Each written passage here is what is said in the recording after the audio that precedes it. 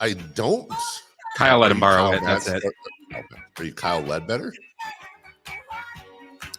Okay, you see the jersey. I do.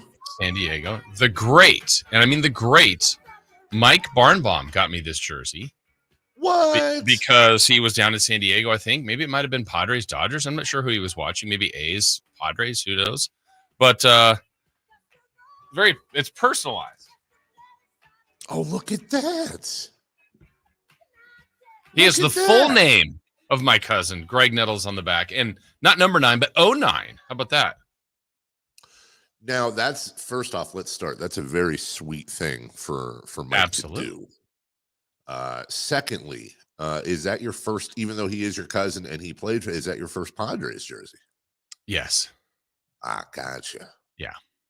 How cool yeah, he was mainly that, a Yankee, but, you know. Yeah. What jersey do you have on today, Dave? Oh, I went old school today. So I do have, the only baseball hats I have are Giants hats. And, contrary to popular belief, I don't hate the Giants. I'm just kind of out on them right now. You hate I the went owners. old school. That's exactly right. I hate the owners. I cannot stand the owners, and I can't stand what they're doing to the what they've done to the A's, what they're doing to the A's. I went old school, Jason. You'll remember this, Chris. I don't know. I think you were around when we got these, but I'm wearing an old school KHTK base. This was back when we got swag on the air, Jason. I'm pretty sure I wasn't around for that. Yeah, this is mid 05, 06, 04, something like that. There you go. I've got a base coat though of my my true representation today. Yankee. You should do. You should roll up the sleeves. It's my Yankee tattoo. And roll up the sleeves so you have the first ever New York Yankee Padre jersey. Yes. Wow, look at those. Let me ask you this. I imagine you just here's something I learned about you that I've never known before. Apparently you are a big Second Amendment guy. I didn't know that about you. Do you have a license for those guns? Well, Dave, I've been working out. Glad you noticed. Which way to the weight room? Do you even lift, bro? How much you bench? Good morning, everybody. It is, by the way, I'm hearing, I'm on location here. I'm hearing in my ears, it sounds a little bathroomy because of the cavernous room I'm in right now. Does it sound like that to you, or is the microphone taking care of that? It's a little bathroomy, but it's not that bad. I feel like if I get closer to the microphone, it eliminates it. Yeah, it's better. But if I pull back like this, it's like, well, they better turn the fan on. Do not go in there. Is someone landing a 747 in there? That still gets me every single time. It is baseball opening day. More importantly, Sweet 16 also continues today as well. More importantly, it's more importantly to me. I will have baseball on in the background, but I am. Look, I'm still alive in this tournament, man. So I am fully engaged on money. Yes, fake money. But I also will tell you with zero doubt, I'm probably I will predict it now, Jason. I think today is probably the last day I will be fully engaged. I have a feeling it's going to hurt tonight. You're busted. If so, welcome to the club. Welcome to the club. That's the blue and orange club of the Auburn Tigers, correct? Wow, we didn't have to get personal, Dave. Well, no, I'm just saying I honestly am less of a fan. I wasn't really a fan of Auburn. I'm less of a fan of Auburn now because of how they hurt you. Yeah, to the core. And they're just less than an hour away from our studios. That's right. Anyone else feel that way? I know when you were a little kid, you weren't here, Jason, but honest to God, this is like thinking the Blair Witch Project was real when I saw it. I probably till I was like 8 or 9 thought that Auburn and Georgetown were local colleges. Right? I mean, nobody told me differently, and you see him on the weather. Yeah, you probably thought, I'm going to run into Patrick Ewing around here. Yeah, I'm going to run into Patrick Ewing. I'm going to run into John Thompson, Dikembe Mutombo, Alonzo Mourning. And then he said, not today. Not today. No. Today is Thursday, so we're hammering into a weekend. It's kind of a weird spot too, because no Kings yesterday, no Kings today, no Kings till tomorrow. We still have no reports. Your guy never really confirmed or denied what, if anything, they would be doing, correct? No, and I heard multiple things. I heard from the radio side that he was maybe going to venture off on his own and try to get to Tahoe, but the weather obviously isn't going to cooperate. We got some storms going on. And then I know from other sources, I think there was some talk that they were going to go somewhere, but I never heard where. So maybe Dallas. I don't know where Dallas ended up. It would have to be. It'd have to be Napa or something. Because what are they going to do in Tahoe? None of them are allowed. None of them are going to ski during the regular season. No, and and they probably still took. Maybe they took yesterday off, and that was the day to do either something together as I don't know. I mean, today I'm sure is some sort of practice day, and then they play tomorrow. But it's just that's a long time to be hanging around Sacramento, not without much of an agenda. Yeah, that's what I'm saying. It's a long time to be sitting in your room. I assume they're at the Sawyer. We've talked about this. Honestly, somebody in the media has to. There's going to be shoot around or something today. Somebody's got to ask them, like, what have you been doing in Sacramento? You've had 2 full days. You're going to have 2 full days and really basically 3 days in Sacramento. Obviously, Friday will be game stuff, but what the heck are you doing in Sacramento Wednesday and Thursday? Maybe you could have hosted them at your location. Looks like you got an arcade in the background. Oh yeah, we would have some fun up here, guys. I have 4 games behind me. I have Golden Tee, Big Buck Hunter, and then I have this digital.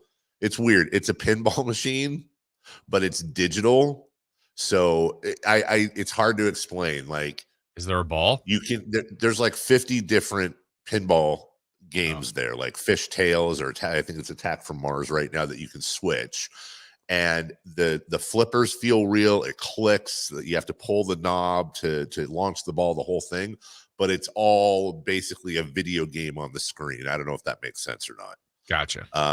What I very carefully have kept out of view is I'm going to turn the computer slightly. There's a Mortal Kombat game that also doubles as it's got Rampage, Mortal Kombat. That would be my favorite one, but it looks like it's off. You got to plug it in or something? No, I don't have it plugged in right now. Because if I were to plug it in, actually it is plugged in. Hold on, guys. I'll just for fun. Because if it was plugged in, we turn this is real great for the radio listeners. You'd see, look, the graphics are terrible. It's just a blank screen with cracks in it. Oh, yeah. See how I don't know if you can see it very so it well. Broke down on you? Yeah, it just stopped working, and there's a couple of there's like a spider web crack in the middle of the screen that has now spread, and it lights up, but there's no you can't see anything. So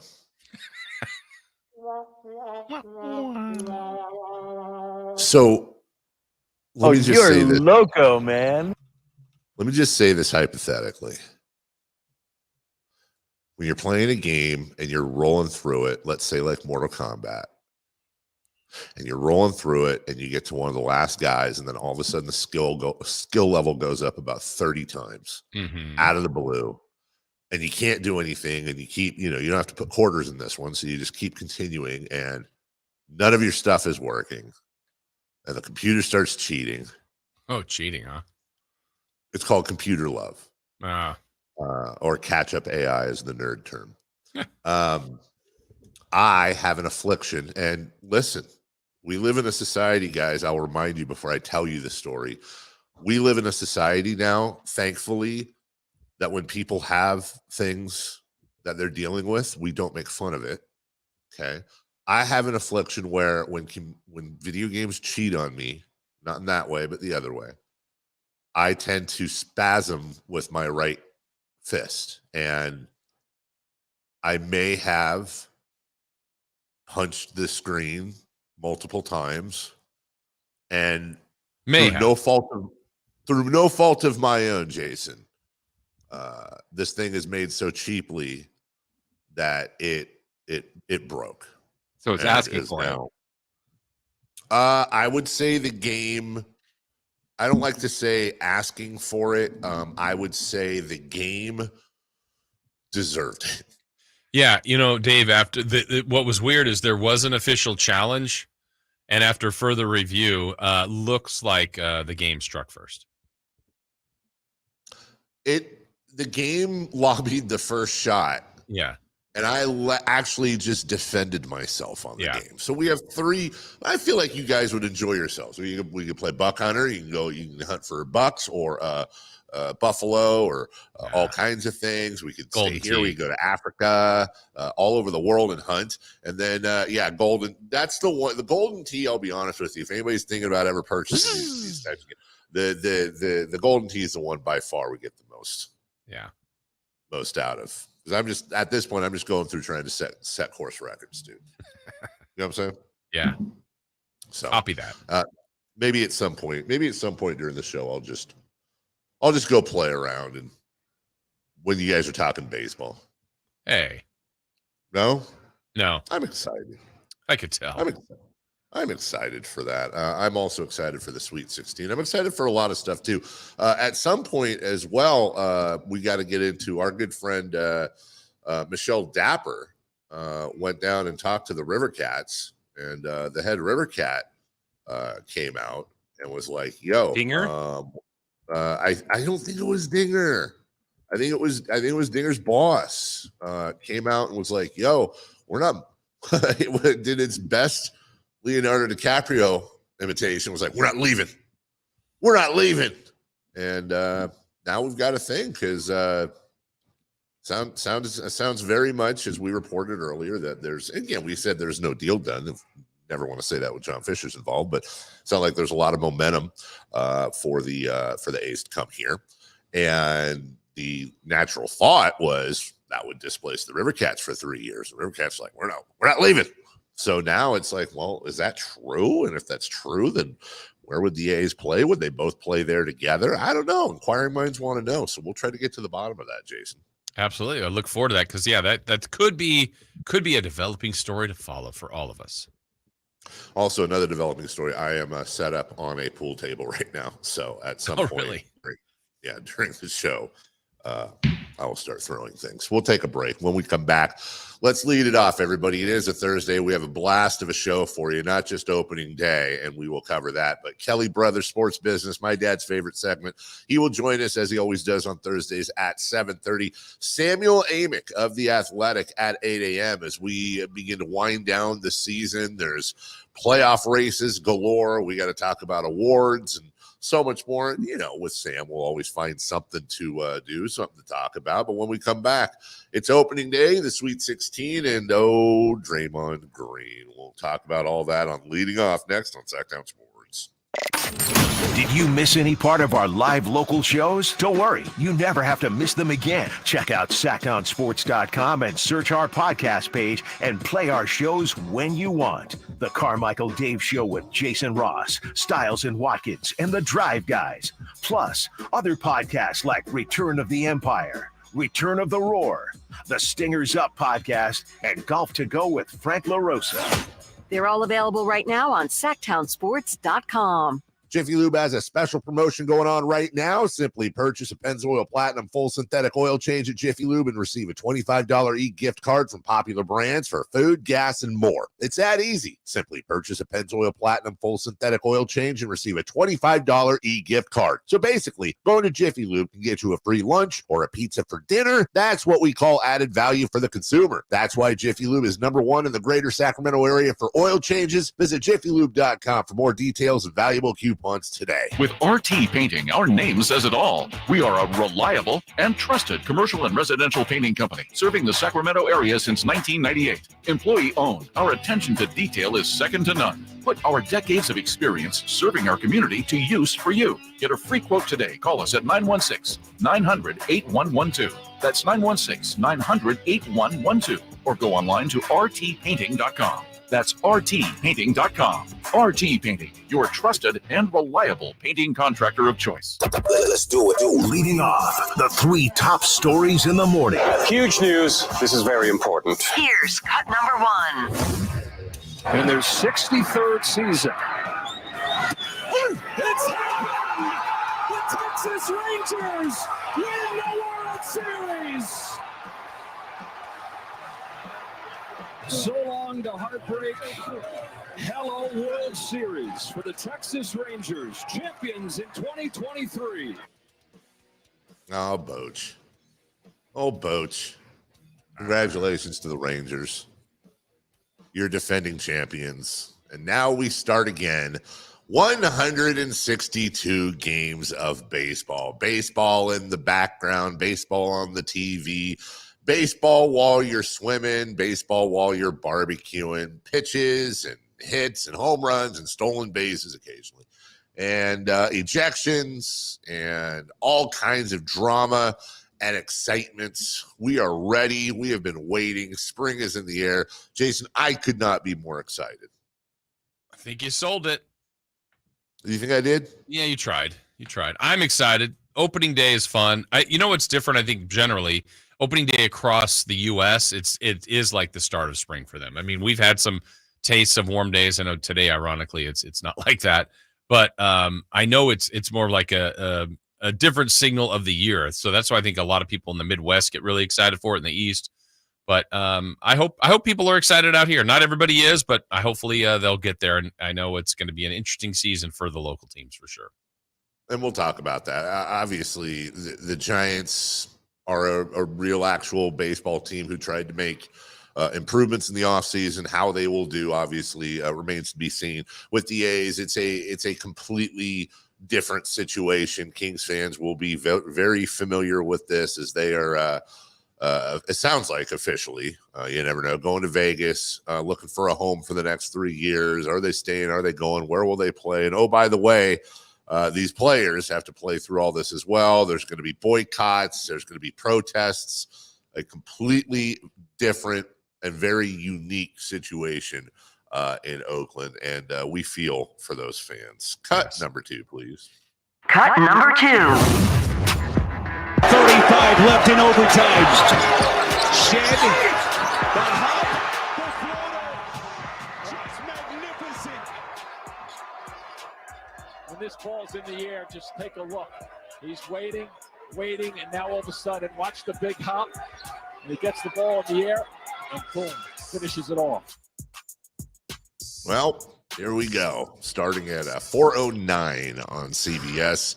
Then True TV, TBS, back to CBS, and then finishing up again on the TBS True TV combo. You've got 4 of the 8 Sweet 16 games today. We'll start with Clemson and Arizona. Clemson, I think, I could be wrong. I believe they're the only 6 seed Yes. left in the tournament. Yep. And then Cinderella, if you could call it that, is NC State tomorrow. Versus Marquette, San Diego State, UConn, Alabama, North Carolina, and then the one I'm really honestly looking forward to, and Alabama, North Carolina. Carolina's favored by 4.5. Illinois, Iowa State's been going back and forth. Arizona and UConn are favored to win comfortably, but you never know, Jason. I'm looking forward to all 4 games, and got a feeling a lot of brackets, as you put out in your email last week to all of your bracketeers. A lot of brackets are going to get busted today. Yeah, I mean, over the next 2 days, it should. I mean, likely just because we haven't had too many. We've had a couple of minor upsets, I would say, in the first day, and for the most part, David, there's a lot of 1s and 2s still hanging around. So the second a big seed falls, that changes the flow of just a ton of brackets. And I just think by the numbers, we're about due for a big gun, maybe a tournament potential favorite, maybe not the overall favorite, but a tournament favorite to get bounced here soon. Also, can we? I understand we've had a couple overtime games, and the Houston Texas A&M game was fantastic. Can we get a buzzer beater, please? Okay. I mean, how about the one though? That one that tied it in 4-over. That was pretty exciting. But I know what you mean to actually win it. Yeah, I'm talking about. I want a good old fashioned one shining moment buzzer beater. Then the guy running around the court while his teammates are trying to catch him, and I want one of those. Okay. Maybe you get that today. Get that today? Is that your prediction? Yeah. Okay. All right. Cut number 3, please. Cut number 3. And Carroll attacking again. And that's not bad defense, but it's a foul and a finish. And you just see the strength where you're not going to stop him. And a technical free throw. Draymond's got to be careful here. You already down Kuminga. Well, Steph got 1 T early. Steve just took a timeout. Yeah. And you want to get away from Ray Acosta so this doesn't grow. You got multiple guys from the Warriors bench just coming over just to make sure Draymond doesn't go over the line here. Got to watch out. He's letting them hear it. The officials are kind of letting him speak and say his piece. They got another tag. Adrian's gone. He just got ejected. With 8:24 remaining in the first, that's a huge blow in this type of game against this team. All the size they got. Well, Draymond Green, 4 minutes. Was it a huge blow? He was ejected 4 minutes into the game. Steph Curry, Andrew Wiggins, Klay Thompson, and the rest of the team really took the weight on their shoulders and still won 101-93 in Orlando. So other than maybe a little more wear and tear on Steph and friends, not too punitive when it came to wins and losses. Jason, I almost found myself feeling bad, and I say almost, underline, when I was watching.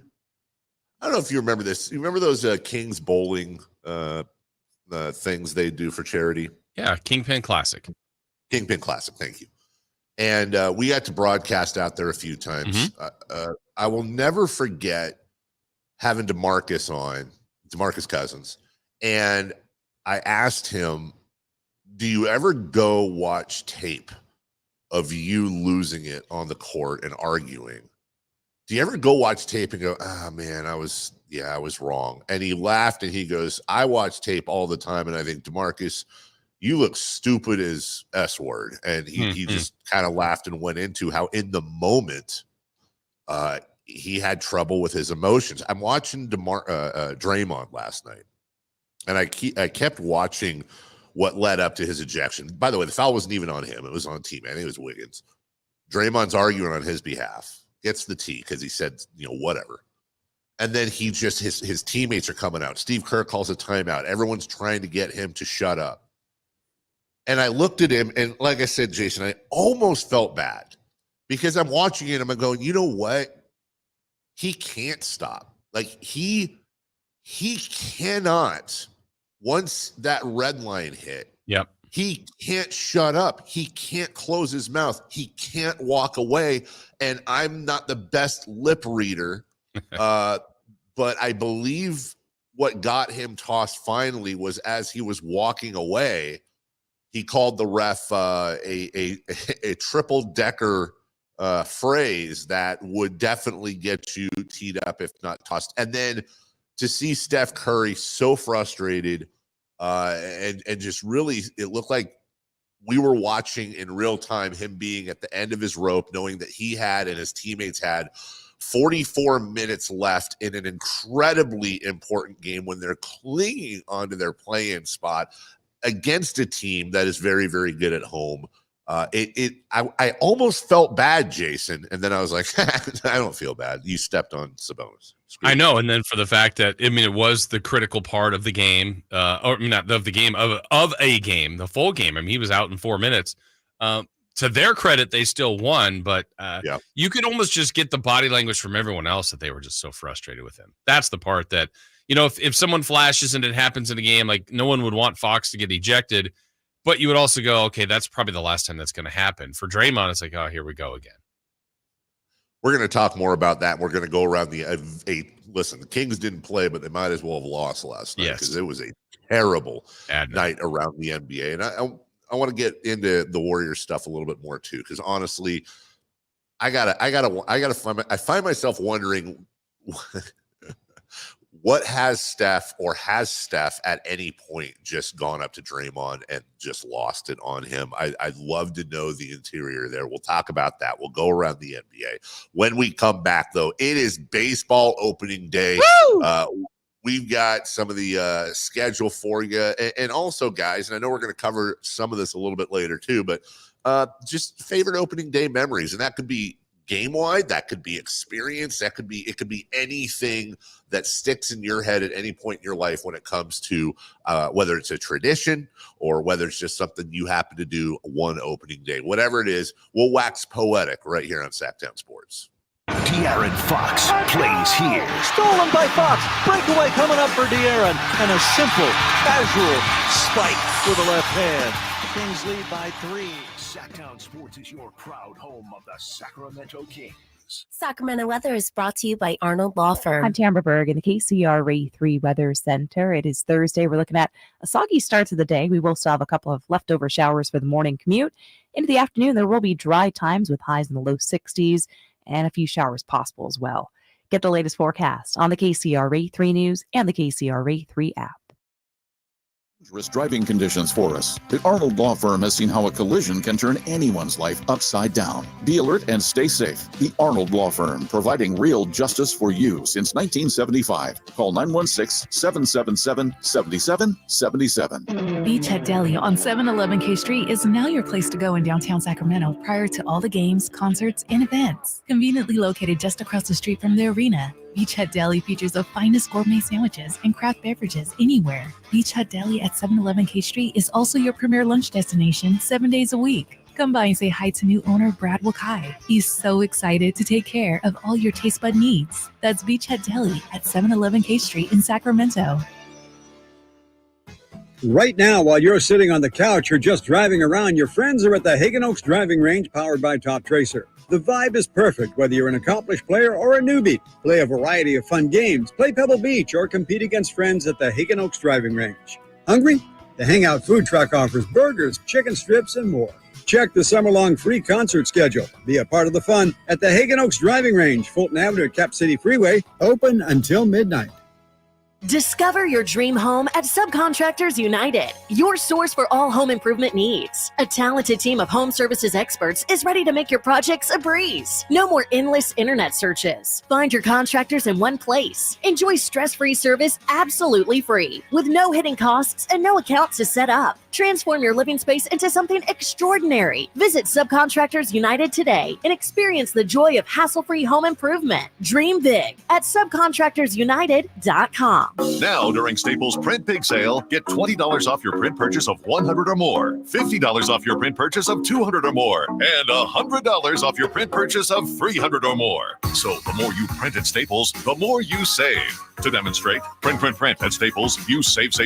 But if you print at Staples, you save. See how that works? Staples Print Big Sale. Print more, save more. Up to $100. Ends 4/6. Visit staples.com/print for details. Hey, pet parents. With Progressive's collision coverage, you get extra protection for your cat or dog, because there's nothing worse than seeing your pet hurt. Like when you see their face after accidentally stepping on their tail, and you say, "I'm so sorry, Mr. Pickles." But as you kiss his nose and rub his little belly welly, you know Mr. Pickles is thinking, "You betrayed me." Anywho, Progressive pays up to $1,000 in vet bills if your pet is injured in an auto accident. Learn more at Progressive.com and watch where you step. Progressive Casualty Insurance Company and Affiliates. Collision coverage subject to policy terms. Not available in all states.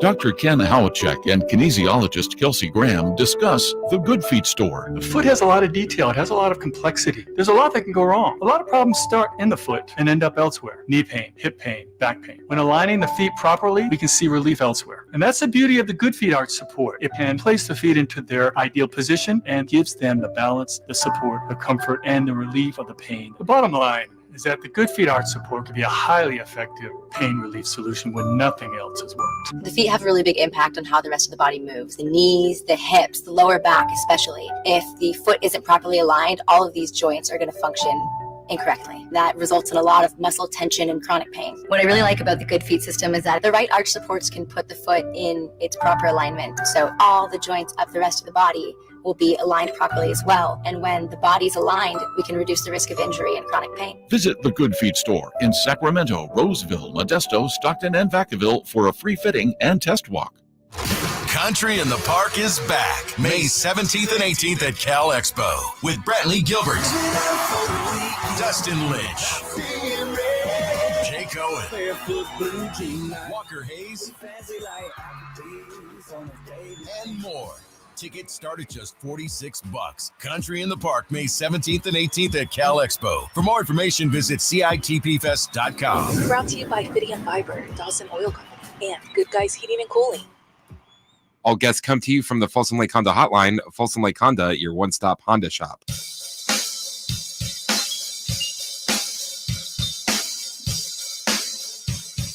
The Carmichael Dave Show with Jason Ross. Call or text at 916-339-1140. On Sactown Sports. Major League Baseball is back. Hooray. Next thing you know, summer will be here. 100-degree days. Jason just shirtless by his pool, soaking up the weather, playing golf and hoping you don't pass out on the 15th hole. All the great things about summer, all the nice summer meals, eating light, all those gains you made working out during the winter months. You get to show those off. You excited, Jason? I am. Love it. This is your favorite time of the year. Yeah, we're getting there, right? Yeah. Springtime, summertime. I mean, Dave, let me take you back a little bit. You ready? Doesn't this make you feel good about baseball right here? Deals. And Bonds hits one high. Hits it deep. It is out of here.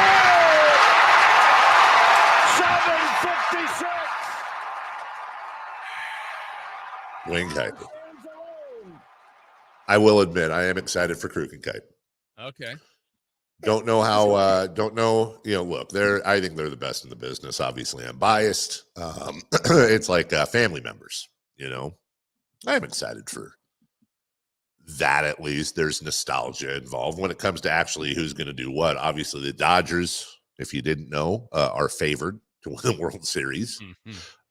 Just behind them, the Atlanta Braves, followed by the Astros, your Yankees, the Orioles, who, by the way, now that's a team that I kind of like. I like that. Again, I like the way they've built that team led by Adley Rutschman and friends.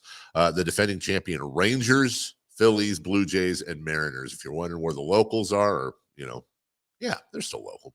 The Giants are 7, 8, 9, 10.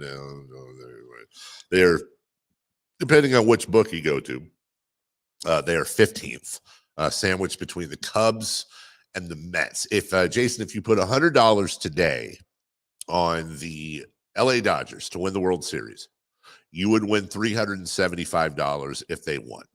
Okay. Doesn't sound like a very good bet. I mean, in that sense. If you put $100 on your Yankees to win the World Series, you'd win $1,000. Okay, now we're talking. $100 on the Giants to win the World Series, $3,300.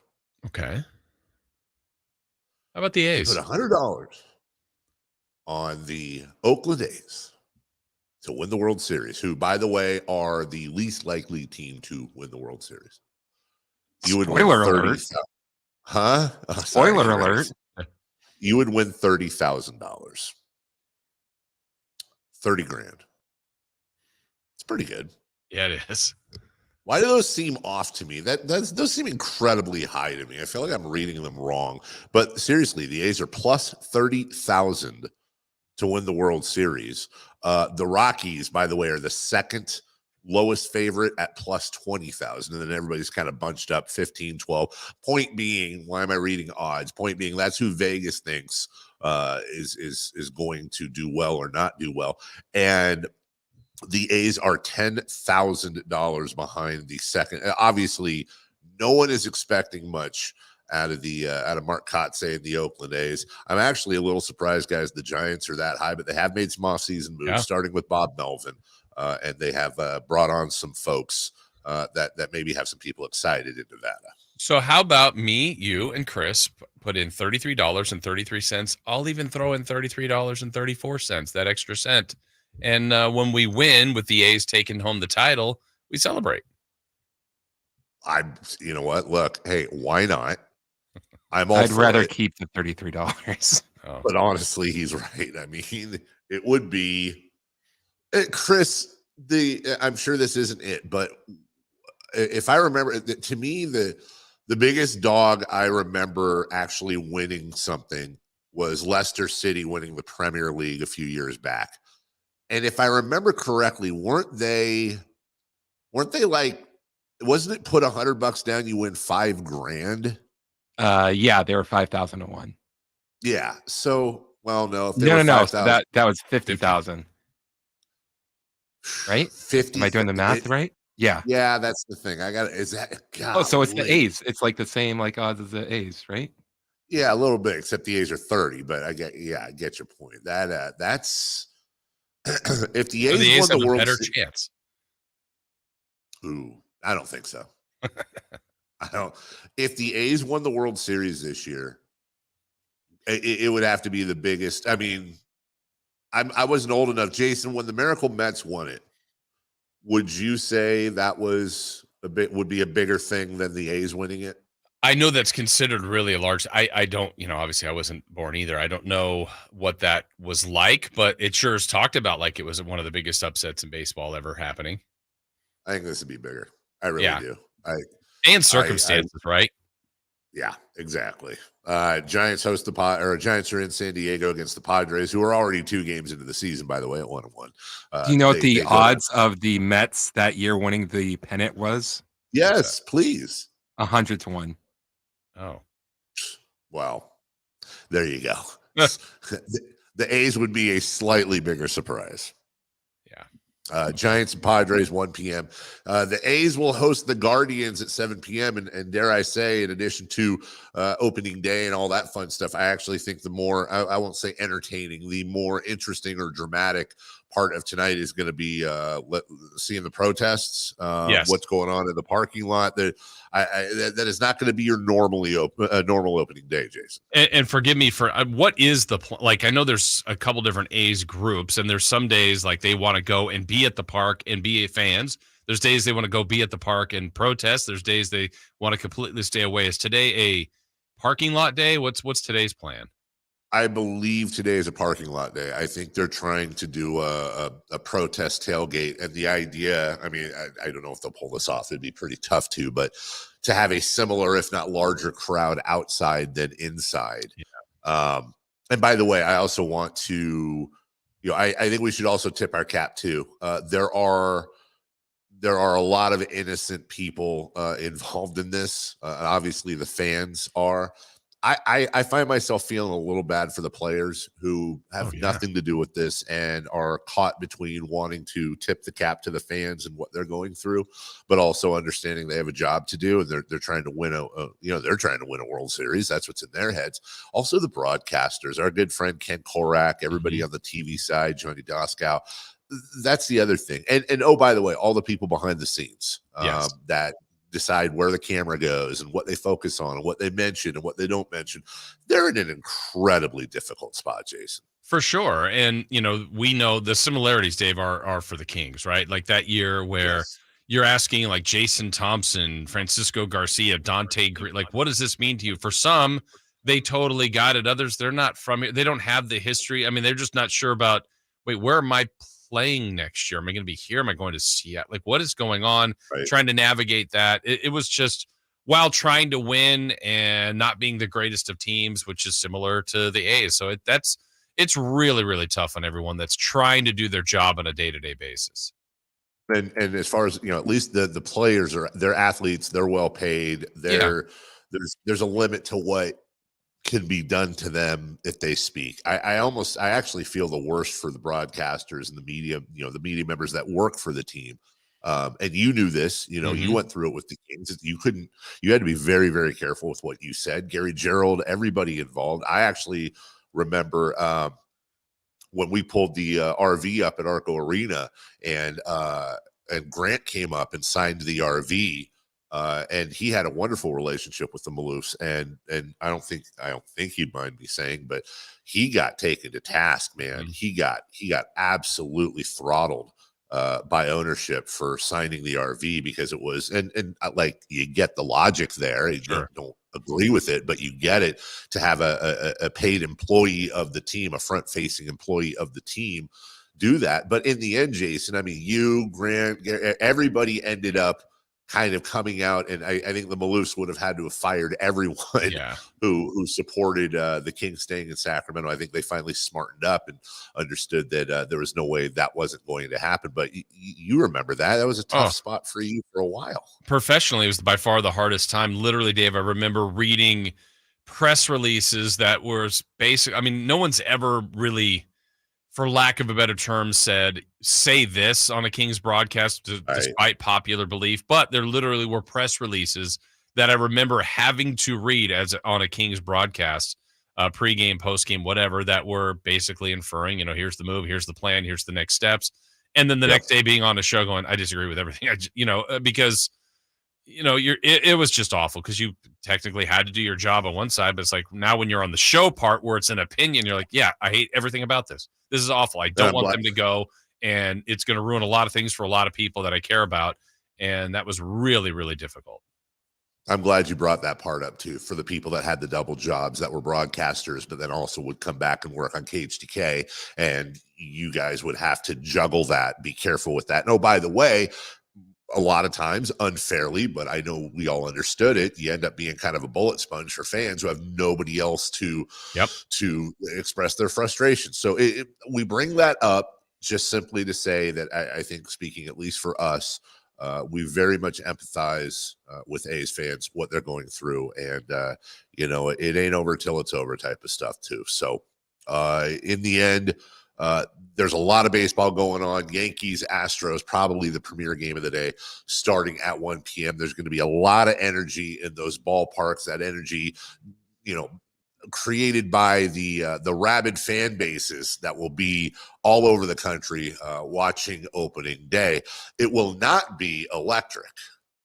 And what I mean by that is it will not be electric in a lot of homes around here because they're still dealing with gas and PG&E and SMUD. You don't want to do that. Make the switch to electric this spring and save big with American Energy. Stay ahead of those spiking energy bills this summer with up to $9,000 in rebates on a new ultra-high efficiency comfort system. American Energy is providing huge rebates from SMUD as well as spring specials by installing one of many incredibly efficient AC options available to you right now. Get rid of those gas bills in the wintertime. Stop opening up those envelopes like I did the other day and having your face fall off because of how high that bill was, and then trying to figure out what made it so high as opposed to the previous month. That's always a fun little treasure hunt to go through. Stop all that with American Energy. Let them perform a free in-home energy efficiency analysis and see where they can help you save for the warmer months ahead. These guys are the best. I love them to death. Learn more by calling 916-520-9990. That's 916-520-9990, or go visit AmericanAir.com. We'll take a break. Hey, when we come back, the season debut of Safe or Out, the A's, the Giants, and we'll set a record this year.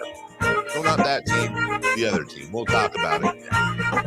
You never know what you might hear when listening to a Sacramento Kings game. Out of Keegan, going for another triple. Man, is he feeling it. Keegan, can he do it? Yes, there's number 11, Keegan Murray. Keegan steps back, He just knocked down his 12th three-pointer, a Kings franchise record. He's got 45 points. Never miss a moment of Sacramento Kings basketball with Sactown Sports and the Sactown Sports app. Attorney Joe Cordell. Business owners and professionals face special challenges in divorce court. In addition to everything else going on, they have to contend with allegations that they are earning more than they are, coupled with claims on their business or practice itself. Clients with assets depend on their divorce lawyer's skills in these matters, and that's why it's so important to hire someone that has those skills. 500 Capitol Mall, Suite 2120, Sacramento, California, 95814. CordellCordell.com. Every day, Cintas service reps help businesses get ready for the workday. They provide freshly laundered workwear delivered every week. Mats, mops, restroom and cleaning supplies. First aid and safety products to help your employees stay safe. They even test and inspect fire extinguishers and emergency lights. Cintas helps keep your business running smoothly. See what Cintas can do for you. Visit Cintas.com. Oh, I'm ready! And get ready for the workday.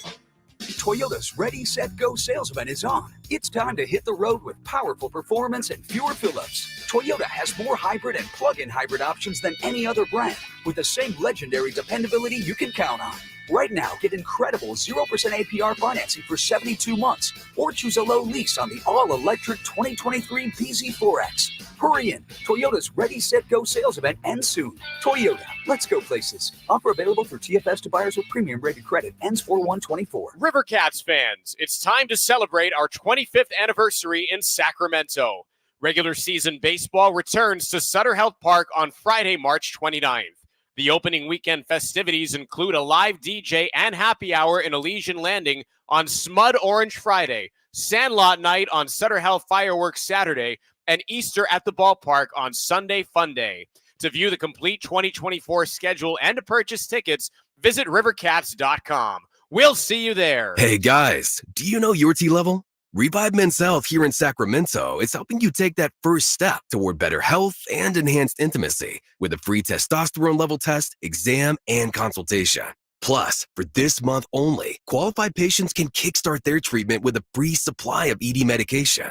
Call Revive Men's Health Sacramento at 916-365-4566. That's 916-365-4566. Or visit revivemenshealth.com. Safe or out? It's time to go around baseball. 3 pitches, 3 swings. It's safe or out on the Carmichael Dave Show with Jason Ross.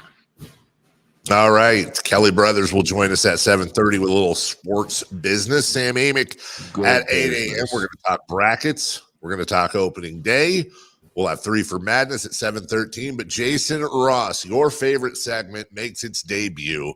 Safe or out today. Are you excited? I am. I'm always excited, Dave, for Safe or Out. For every part of the show. I love it all. I'm always excited for a Chris. I'm freaking jacked. Those are my favorite things. Chris, question number 1 of the new year, please. The Oakland A's over-under win total is 58.5. Safe or out? The A's win 58 or more games. I mean, if they won 58, they'd still be under, right? Yeah. That's a good point. That's why I put the number there. Tough. You know what? I'm going to take the over. I don't know why. They've got a couple of pieces. I could see them. I don't think it's going to be far over, but I could see them winning low 60s. Isn't it about that time that the A's do that thing every once in a while where they surprise a few people? Maybe that's the case. You get a lot of people that are going to be really hungry. Yes. Do they have the lowest talent level on paper in baseball? Yes, they do. But that also means they have a lot of really hungry guys, maybe some guys that weren't scouted properly.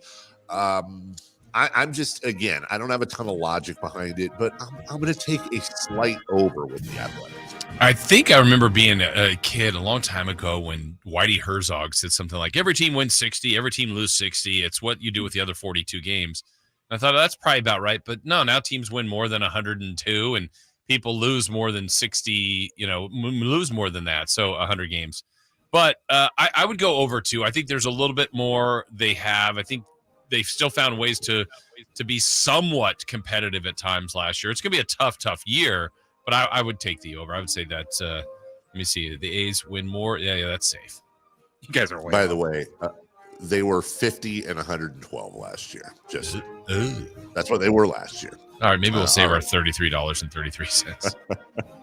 Safer out. Question 2, please. The San Francisco Giants over-under win total is 83.5.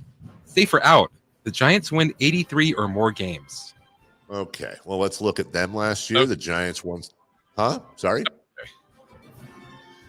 Let me see.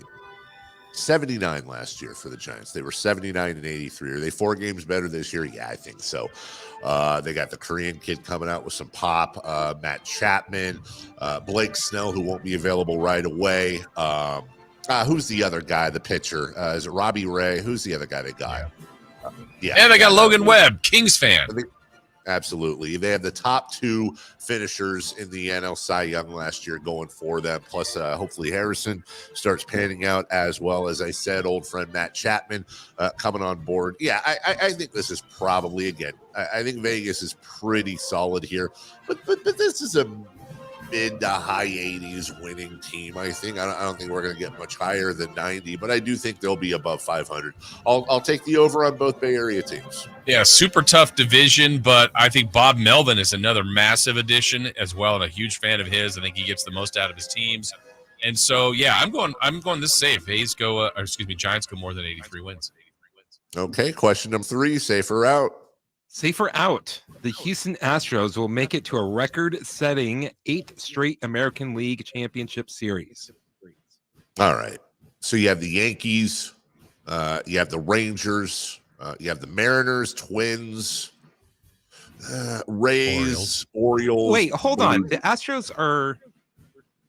Oh, I'm dumb. Never mind. You were going to say National League. I was going to say National League. Wow. It's been a while for Chris. It has been a while. You can tell. They're in the Astrodome, right? Chris is going to go watch CBS 10. Yes. The 5 before the 530 area code. Right, exactly. I don't think so. And that's not because they're not going to be good this year. The Astros were 90 and 72 last year and obviously made it. I really think the Orioles will be in there. They won 101 games last year, just not playoff tested, still young.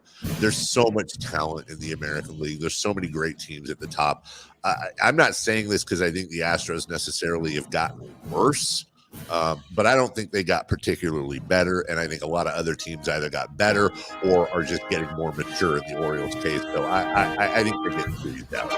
I'm with you. I mean, it's out. I think their feat needs to be acknowledged as how incredible this was. 7 straight ALCS is incredible. I'm also a little biased to Dusty, he being gone now, Dusty Baker, and just time and other teams on the up and coming, and I would just say out. The odds, the numbers, I don't think they're also as dominant as they've been, but to what they've done has been truly incredible.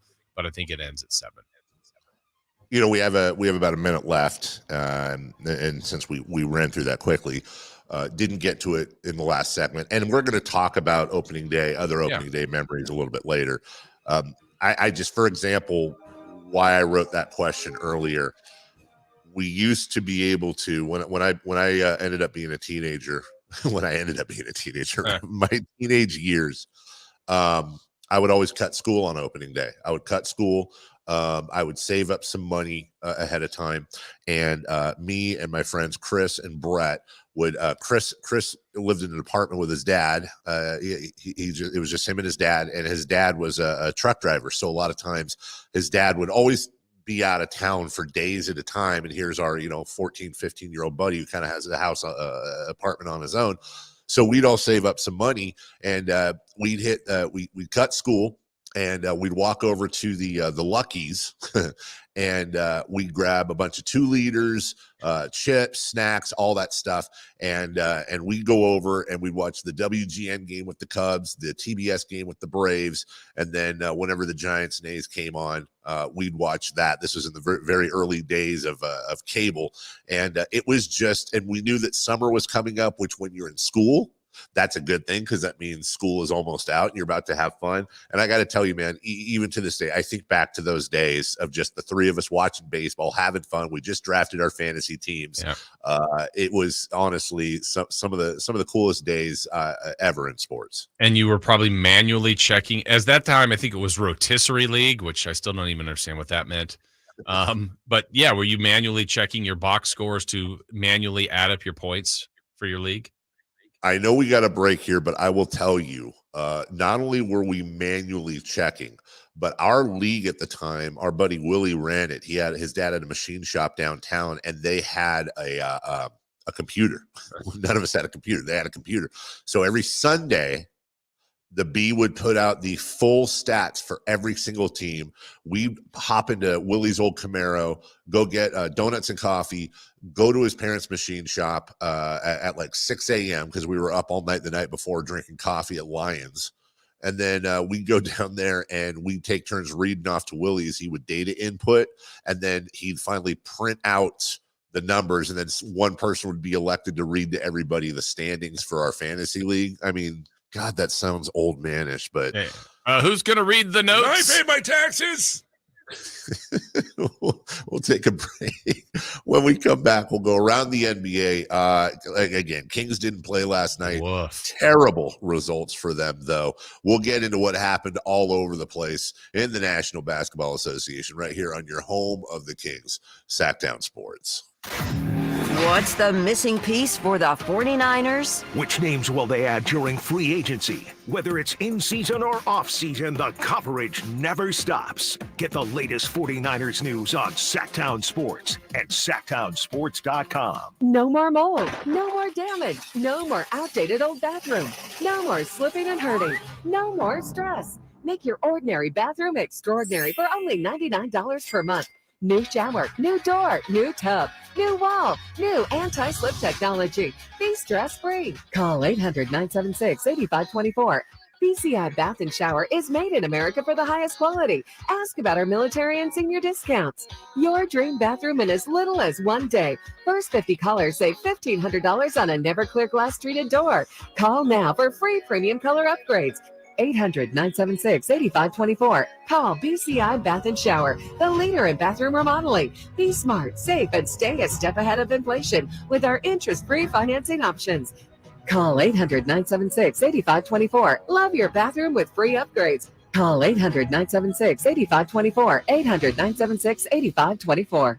Paid for by BCI Acrylic. Capital Casino has been serving the greater Sacramento area in the same convenient downtown location for over 20 years, with plenty of close by, well-lit parking monitored by security staff and offering the most variety of table games in the region in a safe and friendly environment. Best food, best service, and the best action.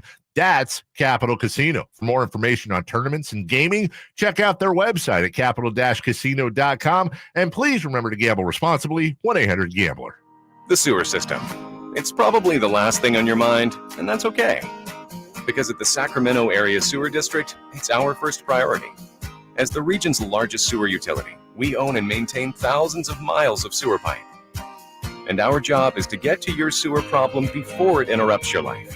So whether you've got a slow drain or a backup, call us first, day or night. The Sacramento Area Sewer District. It's a dirty job, but we're happy to do it. I'm getting vaccinated with Prevnar 20, a Pfizer vaccine. So am I, because I'm at risk for pneumococcal pneumonia. If you're 19 or older with chronic conditions like asthma, diabetes, COPD, or heart disease, or are 65 or older, you are at increased risk for pneumococcal pneumonia. Ask your doctor or pharmacist about Prevnar 20, pneumococcal 20-valent conjugate vaccine. It can help protect you against pneumococcal pneumonia in just one dose. Even if you've already been vaccinated with other pneumonia vaccines, Prevnar 20 may help provide added protection. Prevnar 20 is approved for adults to help prevent infections from 20 strains of the bacteria that cause pneumococcal pneumonia. Continued approval may depend on a supportive study. Don't get Prevnar 20 if you've had a severe allergic reaction to the vaccine or its ingredients. Adults with weakened immune systems may have a lower response to the vaccine. Side effects include pain and swelling at the injection site, fatigue, headache, muscle, and joint pain. For full prescribing information, please call 1-855-213-2138 or visit Prevnar20.com. Dirty Heads. Live in concert. Every single day. Friday, April 12th, 7:30 p.m. The venue at Thunder Valley. Special guest, The Elevators. On sale at ThunderValleyResort.com. Don't miss Dirty Heads Live. The weather's warming up, spring is here, and so is road trip season. And if you're saying, yeah, sure, I would love to load everything up in my car and hit the road and go on a long road trip, but I don't trust my car. It's not dependable. Well, then go see my friends at Elk Grove Kia. They'll get you into something dependable and super affordable, like a brand new 2024 Kia Forte LXS for $19,988. Yep, at a time when the average new car price is over $48,000, Elk Grove Kia can get you into a brand new car for less than half of that. This car's loaded with automatic transmission, an 8-inch touchscreen with rear camera. It's got advanced driver assistance system, so it's got tech and safety. And again, this brand new 2024 Kia Forte LXS can be yours for only $19,988. Only at the #1 Sacramento Kia dealer, Elk Grove Kia, in the Elk Grove Auto Mall, and online at elkgrovekia.com. Elk Grove Kia sale price, $20,738. Kia rebate, $750. Net price, $19,988. One at this price. Stock number GK9219. Expires March 31st, 2024. Sacramento sports fans, get ready to score big with the Sactown Sports live events calendar. We're bringing you the hottest acts and the biggest concerts all season long. First up, on May 10th, it's a night of laughs as Pete Davidson takes the stage at Hard Rock Live. It's comedy gold and a night you won't want to miss. Visit hardrockhotelsacramento.com for tickets. And June 8th, Live Nation brings NF to the Golden One Center as he lights up the stage with his high-energy performance. Visit Live Nation or Ticketmaster.com to score your tickets today. But wait, the fun doesn't stop there. On August 4th, don't miss the Outlaw Music Festival at the Toyota Amphitheater, featuring legends like Willie Nelson, Bob Dylan, and John Mellencamp. It's a concert experience that'll rock your world. And looking ahead to August 22nd, get ready to kick up some dust with Creed Fisher at Ace of Spades, presented by Live Nation. Keep the adrenaline pumping, Sacramento. Visit SactownSports.com for all the details and ticket information. The Sactown Sports live events calendar, your ultimate guide to the hottest shows and events in town. Stay tuned to Sactown Sports for exclusive updates and your chance to win tickets. Hi, everyone. It's Emron Pilati, host of the True Sports Card Show here on Sactown Sports 1140 every Saturday at 10 a.m. Would you like a chance to meet Ricky Henderson, Dennis Rodman, Johnny Manziel, Randy Johnson, Frank Thomas, Vlad Guerrero Sr., Dave Stewart, and our favorite Malik Monk, and meet over 90 sports card dealers all in one weekend? This is your chance to do it on May 17th through the 19th at the Roseville Fairgrounds at the Sacramento Autograph Expo. You can get all the information about the show on our website at sacautograph.expo.com. That's sacautograph.expo.com. KHTKAM Sacramento, KYMX HD2 Sacramento. From the Power Business Technology Toshiba Studios, your new home for 49ers football in the 916. Sactown Sports. The Carmichael Dave Show. He's on the microphone when he's not on the microphone. He's playing a song, and when he's not playing a song, he's on the microphone. And then boom. With Jason Ross. No, he didn't. Yes, he did. Call or text at 916-339-1140. It's the Car.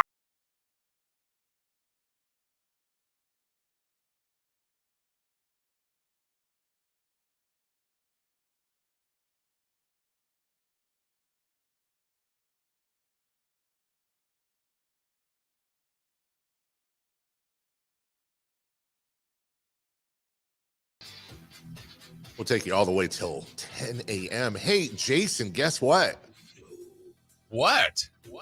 Knock, knock. Who's there? Mar who? Marcos Bertone. He's going to join us at 8:27, just added to the program. He will join us from the Sacramento Bee, perhaps the most hated Hall of Fame voter in the entire country. We're going to have fun with him about that. He took a bunch of crap in the last round of Hall of Fame votings. But really, we're going to talk to him because he put out an article just a few minutes ago about Sacramento and the Oakland Athletics and how this is a perfect opportunity. It's a perfect opportunity for him, a perfect opportunity to, for a lot of things. Sure. That Sacramento is the right place, the right time, and that this isn't the same as the Kings situation. So we might have, look, Marcus is an old friend. He's a dear friend. Any arguments we have will be, all in fun. And I respect his brain and his heart and his love for the city. So we kind of disagree a little bit. So you guys can gang up on me. We'll have fun and we'll have a good conversation. Bring him on if it's a possibility, is what I say. That's what you say. Well, yeah. It's a probability at this point. Also, want to get into the NBA from last night. But before we get into what affects the Kings, hey Jason, did you happen to see the Knicks and Raptors score? I did. The Knicks put up 145 points. 145 points. Like you don't believe the New York Knicks can do something like that? I believe that. Look, it's the Raptors, and they held them to 101. But I do believe if the Knicks are putting up 145 points on teams and they're playing defense the way they've been playing, Jason, this is a problem team for a lot of people in the Eastern Conference. And I don't know that I'm not going to sit here and say the Knicks are going to win the title. But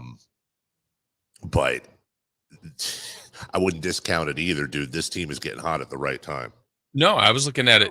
Boston's by far had the best record in the NBA. And if Boston, for some reason, got Miami, let's say, in the first round as a play-in team, as the 8, that's been their kryptonite in the past. Okay, they might get through them.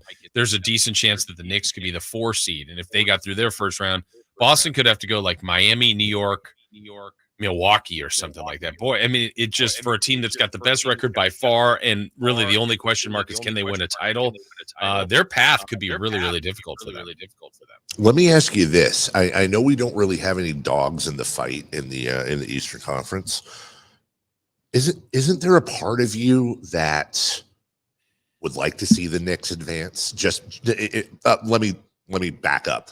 There is a part of me that would like to see the Knicks advance, because I would like to see some defense come back. I think that would be quite interesting. Yeah, and I mean, I have no nothing against them, no real past or history for or against, but they've been a nice story this year. I know when Jalen Brunson came in here individually, I was as impressed with his performance as anybody that's come into the arena. I thought he was a one-man show, but an effective one. And they've added to their team. I think they've done it the right way, and they play a pretty intense style of basketball. Let's take a look at what's going on around the rest of the NBA as we spoke about. It was a bad night for the Kings. We can start with the Warriors, who, with Draymond Green ejected 4 minutes in.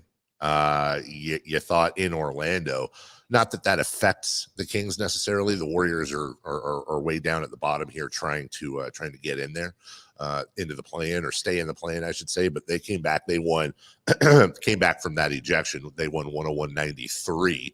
The Colts still within striking distance. They were able to win on a pretty bad missed call involving Paul George. In fact, the refs even admitted shortly after that they missed that call. 108-107 is the final. So that's a tough loss for Philadelphia. The Lakers go on the road. They beat the Memphis Grizzlies 136-124. The Timberwolves won. The Rockets won their 10th straight to keep pace. They're just one game back of the Warriors for that final spot. They went into Oklahoma City and they beat the Thunder 132-126. They won that game in overtime. Jason, Jalen Green is absolutely on fire right now. The 22-year-old, 37 points, 10 rebounds for him, and no Shai Gilgeous-Alexander. That helps explain that result. Doesn't matter though. Josh Giddey, 31 points and 7 assists in that one. And then finally, let me scroll down here. The Nuggets. This is the one that hurt. Home game in Denver. Suns win 104-97. That's a game I think a lot of us had really counted on the Kings being able to pick up a half game on. That is not the case. So as we stand right now, Jason, The Dallas Mavericks are in the 6th spot. They are 1 game ahead of the Kings. They are a half game ahead of the Suns. The Suns a half game ahead of Sacramento. So the Kings right now are in the 8th spot. And by the way, the Lakers have won 5 in a row. The Kings are 1.5 games ahead of Los Angeles. So correct me if I'm wrong. That's 7-8 versus 9-10 in the play-in, correct? Correct. Okay. The Kings playing the Warriors in the play-in is not off the table whatsoever. As a matter of fact, the Lakers are as close to them, damn near, as the Dallas Mavericks. 1.5 games ahead of the Lakers, 1 game behind the Mavs. So this thing is as tight as it can possibly be. Yeah, now the benefit of the Lakers cushion is it's really 2.5 because of the tiebreaker. But what the Lakers have done by winning 5 in a row has made this a conversation. It really wasn't almost like a few days ago, but winning 5 in a row has made that a conversation. Houston winning 10 in a row has made them a conversation for sure. Phoenix twice, Dave, in the last, I think, about 8 games, has beaten Denver in Denver. I mean, I thought Phoenix those were 2 losses they were going to have. They last night started their murderer's row of 10, the final 10 games. But they've already won it. And I said, well, look, they'll earn it if they get into the top 6. I just didn't think they would, and they still may not. But that was a game I kind of counted as a loss. So here you go. By percentage points, the Kings are 8th. It just sets up back for what we knew was going to be a monster game tomorrow for the Kings. Really, really needing to win that game. Well, got to win games. Doesn't matter. Absolutely does not matter what they do. No, but every result, if they every don't win result games. yesterday, I mean, it was matters bad. in the sense that they'll continue to tumble down the standings. That's unfortunate. That Suns game really ticked me off. I was watching it and really, really thought that was going to be one they could pick up. We'll take a quick break. When we come back, Kelly Brothers will join us, and we will get into the world of sports business. Excuse me. That's at 7:30. He'll join us. Coming up next, 3 for Madness, brought to you by Fire Wings. Kings, and who might the Kings face? We'll do all that right after this. Spring is here. Fresh cut grass, the crack of the bat. And that means opening day of the Major League Baseball season. Join us Thursday at 7 for the Oakland A's home opener. Now turns, here it is. And it's a ground ball toward third. Riley has got it, bobbles it, picks it up, throws to the plate, and too late. And the A's have won it. It's the A's and Cleveland Guardians. God Thursday damn at it. 7 in the season opener on Sactown Sports. What's up? We're talking to Chad Hoblet of Hoblet Dodge Chrysler Jeep Ram. Chad, what's going on for Dodge Power Shot Days? A special sale on the very last of the new 2023 Dodge Charger and Challengers with savings up to $12,000 off MSRP. That means you can save up to 33% on some classic American muscle, starting as low as $24,520. Don't miss your chance to own a piece of history with the very last of the V8 Scat Packs. Wow, up to 33% off. Hey, that seems impossible. We do things a little different here at Hoblet. We're here to help you find the vehicle you need at the best possible price. That's why we don't have a bunch of dealer markups, surprise add-ons, or fees. At Hoblet, you get the small town experience with the big city savings and selection. There's no better time to take advantage of this savings at Hoblet. See their full selection at HobletDodge.com. Unbeatable prices, unbeatable selection. Nobody beats Hoblet, period. 12,000 total net savings after 6330 factory rebates and 5580 dealer discounts. Rebates may include 500 first responder bonus cash. Must be current member of eligible First Responder Association and California resident. 20th this net savings. See dealer for details. Answers. It's 3 for Madness on the Carmichael Dave Show with Jason Ross. Here's question 1.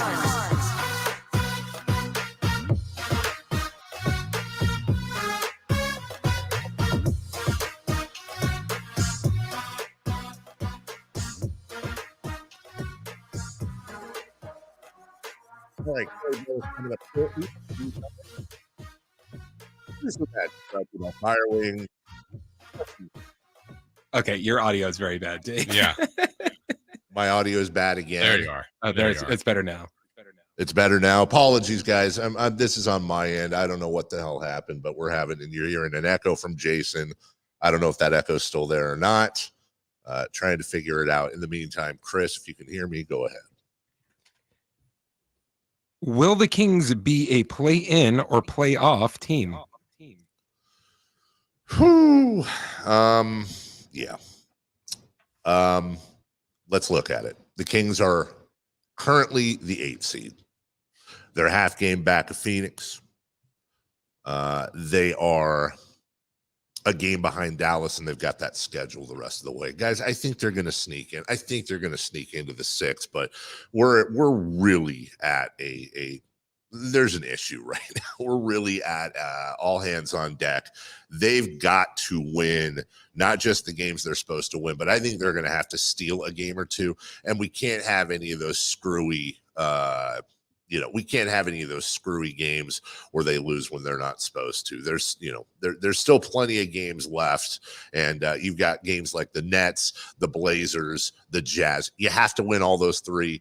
You have to beat the Mavs on Friday, and then you're going to probably have to steal but the Suns, the Pelicans, the Thunder, the Knicks, the Celtics, the Clippers. You're going to have to get at least 1 or 2 of those. But I do think in the end, I think the rest is going to help them. I think they'll sneak into the 6. Yeah, I feel like it's Friday's game. I mean, I don't want to put all of it on one game, but that's so critical in this particular portion of the race. If you lose Friday, you're 2 back of Dallas, and you don't have the tiebreaker. If you win on Friday, you've tied Dallas, and you have the tiebreaker, which is so critical because the Kings would have the tiebreaker on Dallas, on the Lakers, could still get it on Phoenix. And so I think when you start to factor all those in, it just gives you more advantages. And I think they're going to need to get to about 48 to last year's win total. So that'd be 6-4 finish. 49, I'd feel even better depending on what other kind of help you get. So it's going to be really, really close. Dave, I feel like it hinges on Friday. And so if Kings win on Friday, I feel much better about it. If they lose, I think we're looking at a play-in team, which also, by the way, isn't I know it's disastrous to like just say it for some, but you can still win that first playing game and be the 7th. Everything's fine, but you also have to go. You could have 2 bad days and you are out and you didn't even make the postseason. So it's risky, but it could still get you to a nice reward if it does. Question 2, please. Question 2. Do you believe we will look back on this Friday's game as the one that decided their fate? Hard to say, obviously. And I wrote the question. It's hard to say. It's hard to say because there's enough games left. I do believe when we look back, I think if we beat Dallas, we're the 6th seed. I think if we don't beat Dallas on Friday, I think we will be in the play-in. And I don't think there's going to be other things involved. There's going to be other things that are going on. But I have that feeling that we're going to look back, and that's going to be the issue. That's going to be the issue. And other things, like I said, will be a part of that. But we're going to look back and go, dude, that one game, that was the one that really kind of decided it. Yeah, I agree. I think this is it. I mean, I think it's it in the sense of what I said in the last question is if they don't win, I think their fate is sealed. I really do. Now, if they do, then I think this is a situation where it's obviously going to depend on the last 9 games, but the Kings will be in a much better position. So, let's hope they've shown the resiliency that they've shown in the past when they've had a bad loss, they bounce back. That happens on Friday, then I do like their chances of being in that top 6. Question number 3.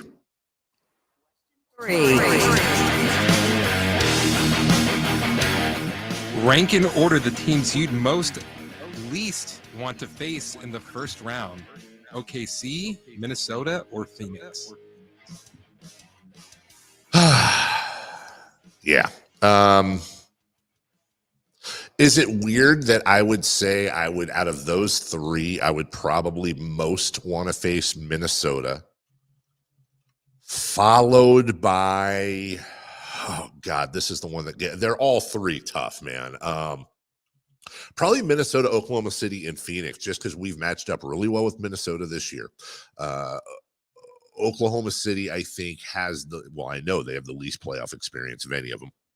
Phoenix, for some reason, in that situation scares me just because Durant, Booker, Bradley Beal, you got a ton of experience there, especially with those first 2. And I think that does matter in the playoffs. So I would put it in that order, but I completely understand why other people would disagree. Yeah, they've played all the teams pretty well, which is a good sign for the Kings. This is the better version of the Kings when they play teams well. We know they've had plenty of flaws and disappointing losses. Yeah, I there's something about teams that you've seen or individuals that you've seen do it before that gives you pause to think, oh man, I know Kevin Durant has done it and won at the highest levels and been an MVP in the finals. And I know that team has some flaws, but facing them in a series or a one-game situation where you had to be in a play-in with them could be frightening. I still would like to, yeah, I'm with you, Dean. Test your luck on an inexperienced team like OKC. And for that matter, a little bit Minnesota. So I would prefer one of those two, but it's one of those things, careful what you wish for. When you get to the postseason, none of those matchups should be easy. So I just glad that's an opportunity, hopefully, for the Kings ahead to worry about who they might have to play. Yeah, and Jason, I think we're at that moment right now where everything seems to be kind of puckered up a little bit. You've got every single game counts, and it's one of those. Are the Kings going to hit that stride that we've been waiting for them to hit? Are they going to hit that stride that we know they can hit? That we've seen them hit at times where they look like they can play with absolutely everybody. They look like that. You look at them and you go, oh man, they figured it out. And then they stumble. Then that's been the story all year. They can't, you can't stumble anymore. You just can't stumble. Yeah, they're out of opportunities like that. You're right. They've had too many. No matter where they finish, Dave, we're going to do the, oh man, like let's say they still get to 6, then we'd be pleased that they avoid the play-in. And if they're a game out of 5th, we'll go, man, we could give you a handful of games that could have put them in 5th, maybe even a few more, and there's 4th. Hey, they could have threatened for 3rd. Yes, all those things are true because of so many missed opportunities this year. But with that being said, you just hope there's none of those left remaining the rest of the way. And we've talked before, by the way, about this team. If you make the first round and you don't advance, there's an argument, depending on how that goes, as to whether or not this was a year of progress. However, if it's a play-in and they don't make it through that play-in, I don't see any way you could say that this can't be a positive year if they end up getting bounced out of the play-in. Yeah, I mean, it'd be tough to rationalize maybe over time after, final checks are done and people have exit meetings and all that. And we're doing the post-mortem. If you're looking super pie in the sky, which would be probably all you'd be doing here, is because if they do what you suggest, but like they finished, I don't know what they're doing now, like 14th in defense, you'd say, okay, that's an improvement. There'll be some improvements, but you go, in the end, we're talking about playoff improvement. And I didn't need to see necessarily more regular season wins from this team, though I would like to see that. To me, it was about the postseason now and how much further can they get. And that to me is the true measurement. And they even said that, Dave, right? I mean, these are Monty's words. These are Mike Brown's words. These are improvement, and not just to be, hey, it was fun to get there and break a streak. They wanted to be there and be regular. So it doesn't mean you always get to the finals or the conference finals, but you want to see some form of progress. And if it doesn't happen in the second year, that means you can't get it in the third year, but you also feel like you went backwards if you didn't do it this year. And that's one of Monty's main talking points is he doesn't want the team flitting in and out of the playoffs. He wants to get there and have a sustained run.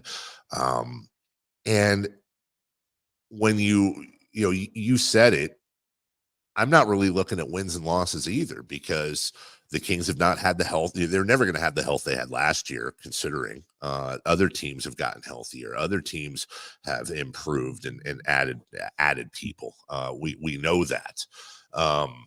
It's not about wins. It's about playoff advancement. That's where they have to be. And if there's no advancement there, in fact, if there's a regression if you will. If there's a regression, then and then that, I know we're already doing a season postmortem and we don't need to be, but then we're going to have some really long, very tough conversations publicly, and they will of course have them privately as to, remember, no draft pick either, at least right now with the through the Kevin Huerter trade.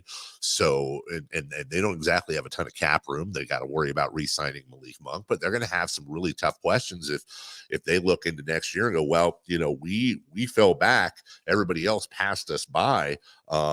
There's a lot of pressure on this team to, again, it's a conversation if they don't get out of the first round, but it's a 7-game series against the T-Wolves or the Thunder or whomever, the Nuggets even, and if they fall back in the play-in but get through, we have to consider that too. If that's the case, there's going to be some conversations about that. A great series, defending champions, whatever it may be, we can have those combos.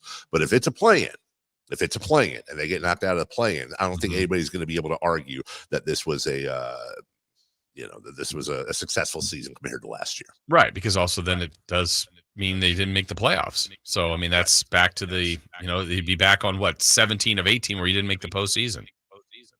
We're going to take a break. When we come back, Kelly Brothers, a little sports business and more. If you're still hearing a little bit of the technical difficulties, that's on my end.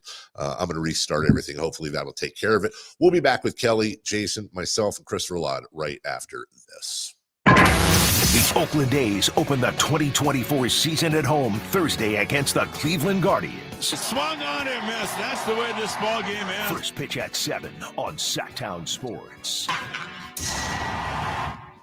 When you take the time to shop at Folsom Lake Honda, there's one thing you'll always find: happy people ready to serve you. As a family-owned and operated dealership since 2009, customer service is our #1 priority. Our customers love doing business with us, and you will too. Looking to own or lease? During the spring sales event, drive a brand new Accord or Civic. Visit us today at FolsomLakeHonda.com, your one-stop Honda shop. Folsom Lake Honda, yeah, your one-stop Honda shop.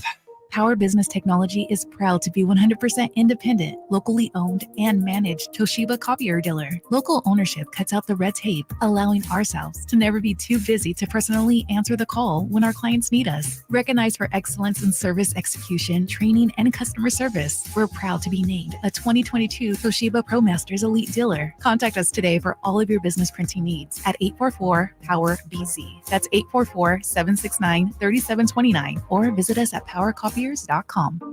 At Fisher Investments, we may seem like other money managers, but we're different. What makes you so different than the rest of us? We ensure clients receive unparalleled service at every step of the relationship. Tell me more. Our investment counselors focus on service over sales, prioritizing clients' needs. How do you make money? We don't sell any commission-based products. We have a simple management fee based on the value of our client's portfolio. So we do better when our clients do better. What about client portfolios? We get to know each client, their finances, family, health, lifestyle, and more, and then we tailor a portfolio based on their specific goals and needs. Your clients really come first then, huh? Yes, we make them a top priority. Our goal is helping them achieve a comfortable retirement. Wow, maybe we are different. At Fisher Investments, we're clearly different. Learn more at FisherInvestments.com. Investing in securities involves the risk of loss.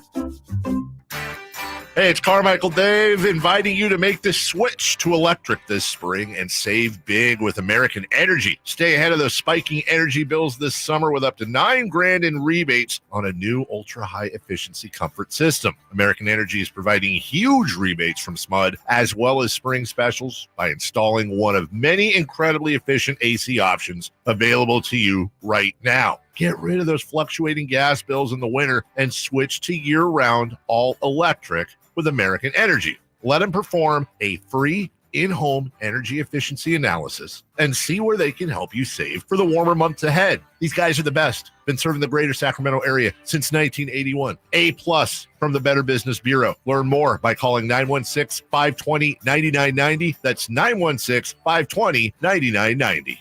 Call 916-520-9990 now.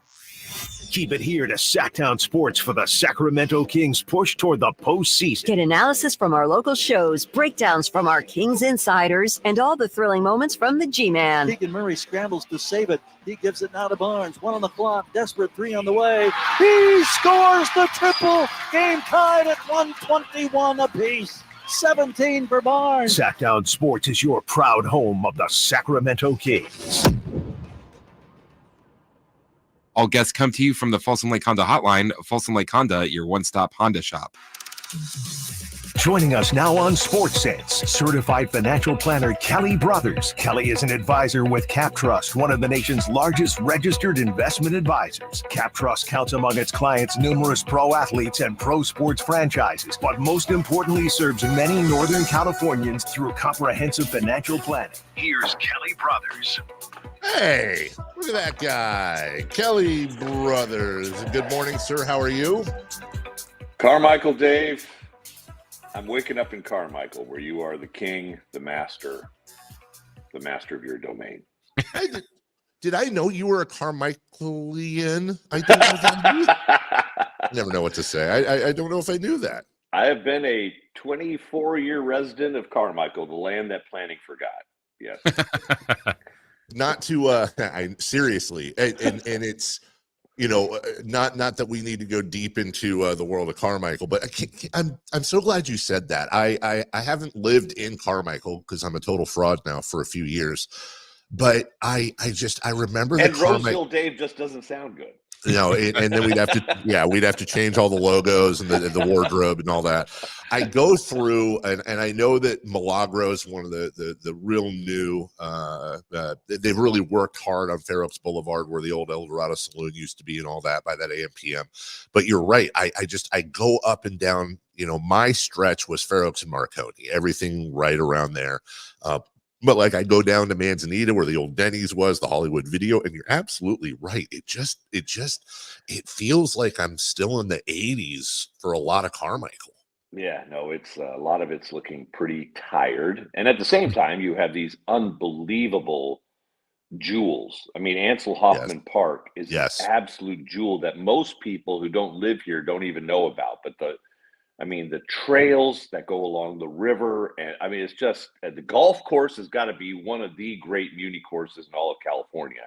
But it's a gem. It really is. And there's so much more we could do with it, but then you get into politics and all that stuff, Dave. So, you know. Kelly, last week we were on the surface of the Shohei Ohtani stuff. A little bit more, I guess, has been revealed, but what's the latest on this Ohtani nightmare for him, for MLB? You know, when I look at the last week of what has gone on, John Mulaney, I don't know if you like John. He's a comedian. He used to do what I thought was a brilliant bit about a horse in a hospital, and he was talking about Trump, but it was brilliant to me because it wasn't political. It was just this force has been unleashed and no one knows how to handle it. And his whole metaphor was a horse loose in a hospital, and no one knows where the horse is going next, let alone the horse. Anyway, that is gambling in sports. They've unleashed that horse in the hospital, and that is gambling. And when you look at the last week, you know, you got the NBA integrating live betting odds into the broadcast. You got the Shohei deal, which may or may not be what they're telling us. You got JB Bickerstaff in Cleveland saying our family has been threatened by sports bettors. You've got Tyrese Halliburton, still beloved in Sacramento, saying he feels like a prop bet. You got Jonte Porter being investigated, probably facing a suspension or expulsion from the league forever. Because of irregularities on prop bets, and that's all in a 6-day range. I mean, what's coming next? The horse is loose in the hospital, and I don't think. I mean, boy, Adam Silver or Manfred they've got to be ready. They've got to be sitting there. They got to have a plan because it's going to get loose and be really chaotic if they don't know how to handle some of these situations. Well, you saw the NCAA. They're trying to eliminate prop betting, which I guess would, that's a Band-Aid on a gunshot wound type of thing. And I love your analogy because it's so true that the toothpaste is out of the tube. These guys are so intertwined, and I'm talking about the pro sports and gambling. And then Kelly, not that they're necessarily related, but when you look at the gambling, you look at the pro sports, their involvement, they're being in bed together. You look at the NIL deals, college, the realignment, I should say, the elimination basically of a lot of classic conferences in the world of college sports. We're really, I think, from 50,000 feet we're in this. I'm going to use the term renaissance, but I think that generally means a good thing. I'm not sure about that. We're in, I think, one of the biggest adjustment crises periods in sports history. Right?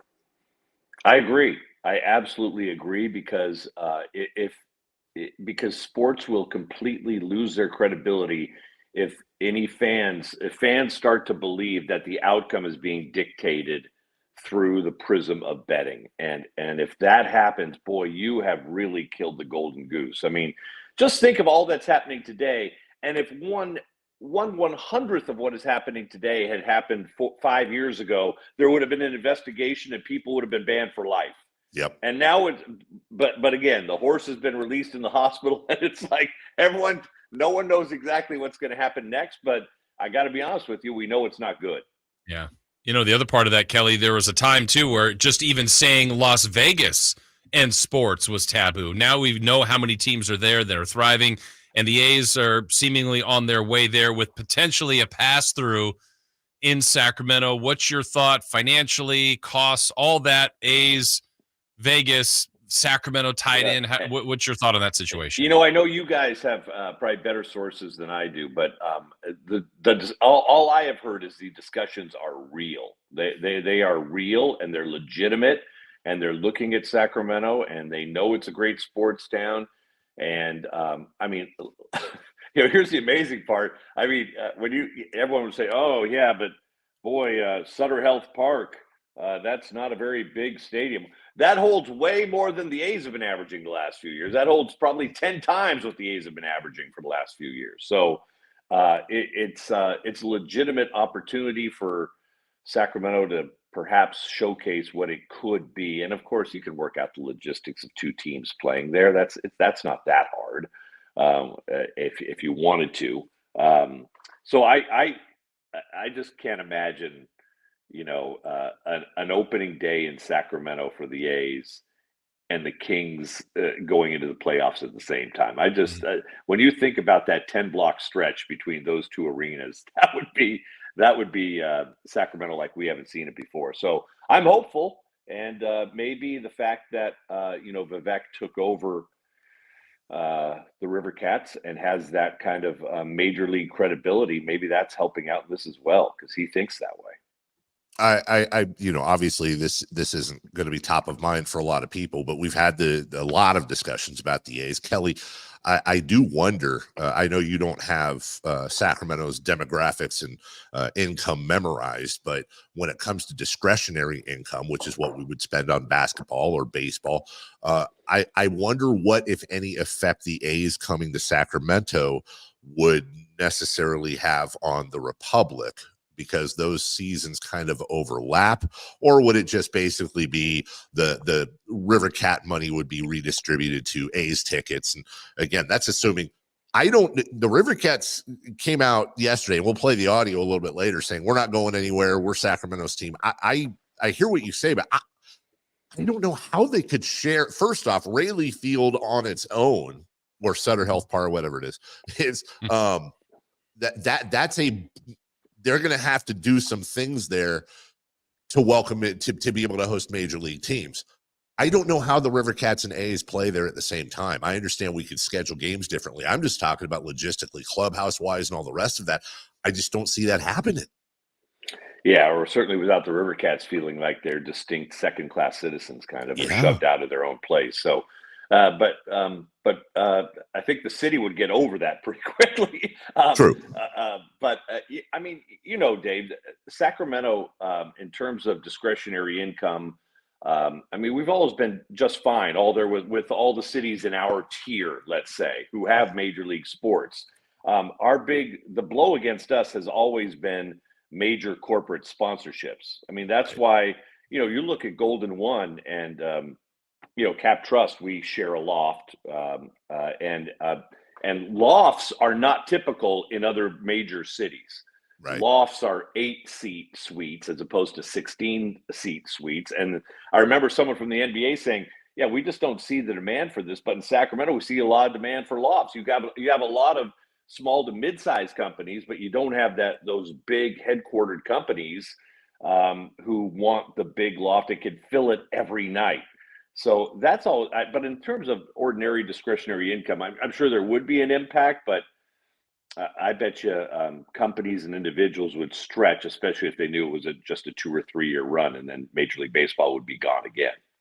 Yeah, and I'm wondering, Kelly, if you think the impact would be, or would it kind of split down the way where maybe some on the Kings, some on what would be the version of the A's, River Cats, Republic, to Dave's point, Sac State, David, like some of these other things, you think they all kind of get a little bit of a piece taken away, or what's your read on that? Oh yeah, no, I think they do. I hate to say it, I think charities would suffer a little bit. I think people would take some money they might ordinarily put toward charity and say, "Oh boy, we're gonna get seats for the A's for a year or 2 or 3." So yeah, no, there's no doubt. There's one pie, and that as you chop it up into various pieces, other things would be impacted. But I still think that overall, it would go a long way towards cementing Sacramento as a major league sports town, because there is that jump between cities with one major league team and then those with multiple major league teams, and we're getting close with soccer, obviously, but we're not there yet. And so I think it's fantastic we're in the conversation. It'd be even better if it happened, especially since I get no sense that the whole Vegas deal is a done deal. No, it feels like the A's are about to become a team without a city, and that might last for a while, because the Vegas mayor has said, no, go somewhere else. We don't want to spend all this public money. We've already done that. Although I think they'll come to their senses, because that'd be good for Vegas too, especially. Isn't it amazing though how, man, our conversation comes back around to Vegas and betting? It just does. So. Imagine that. And now we have the NFL, WNBA, hockey, soon to be NBA within the next 4 years, all in Vegas, not to mention classically your mixed martial arts, your UFCs, your boxing. It is now arguably the sports capital of the world, some would say, brought to you by DraftKings via Bet Online, ESPN Bet. I mean, it's all that, and we don't have time. We got to go, but we'll have a conversation, I'm sure soon, Kelly, about the other part of this, which is we haven't even started the cycle with this accessible betting and how much more accessible it is. These stories are going to start popping out, right? But if I'm an agent or if I'm a coach, I'm telling the players, listen, you get involved in this, and the hammer will drop on you, and because I believe some of these commissioners are going to have to show a backbone. And another reason why we need a commissioner in college football, because it's going to leak out there as well. But I think Adam Silver has some tough decisions. Not that the Raptor is a big decision. He'd be out of the league in 2 years anyway. But there are some decisions coming that they're going to have to get very, very serious about. So where have you gone, Kennesaw Mountain Landis? A nation turns its lonely eyes to you. That's Kelly Brothers. Jamadi. We're right. Jamadi when we need him. Absolutely. Thanks so much, Kelly. And Kelly, for people that want, hey Kelly, for we don't do this enough. For people that want to, they have questions for you. Where can they go? Where can they log on? You can find me at captrust.com or kelly.brothers@captrust.com. By the way, we are wrapping up the first quarter of the year, and it's a dang good quarter. It is safe to open your 401k statements, gentlemen, next month. Ooh. The S&P is up about 10% for the first quarter, which is good. And of course, we got tax day coming up in in just in 2 weeks as well. So everyone's got to get ready for that. And there's new rules regarding that. So, but Kelly.brothers@captrust.com. Appreciate it, Dave. Appreciate it, Jason. Have a great week. We'll talk to you soon. All right, Kelly. Thanks so much. That's Kelly Thanks. Brothers. He joins us each and every Thursday in the 7 a.m. hour. We will take a quick break. Don't forget, we added Marcos Berton at 8 to Sacramento. He just published earlier today about that. I think we might be a little bit on the opposite side of the fence, but we'll see. Sam Amick will join us in just 15 minutes. When we get back, though, the Sweet 16 begins today. How's your bracket? And are they showing these games right? I'll explain what I mean next. Subscribe to Sactown Sports on YouTube and watch the Carmichael Dave Show with Jason Ross, Stiles and Watkins, and the Drive Guys. Live Monday through Friday from 6 to 6. Plus view archive shows and exclusive content. Subscribe at youtube.com/Sactown Sports.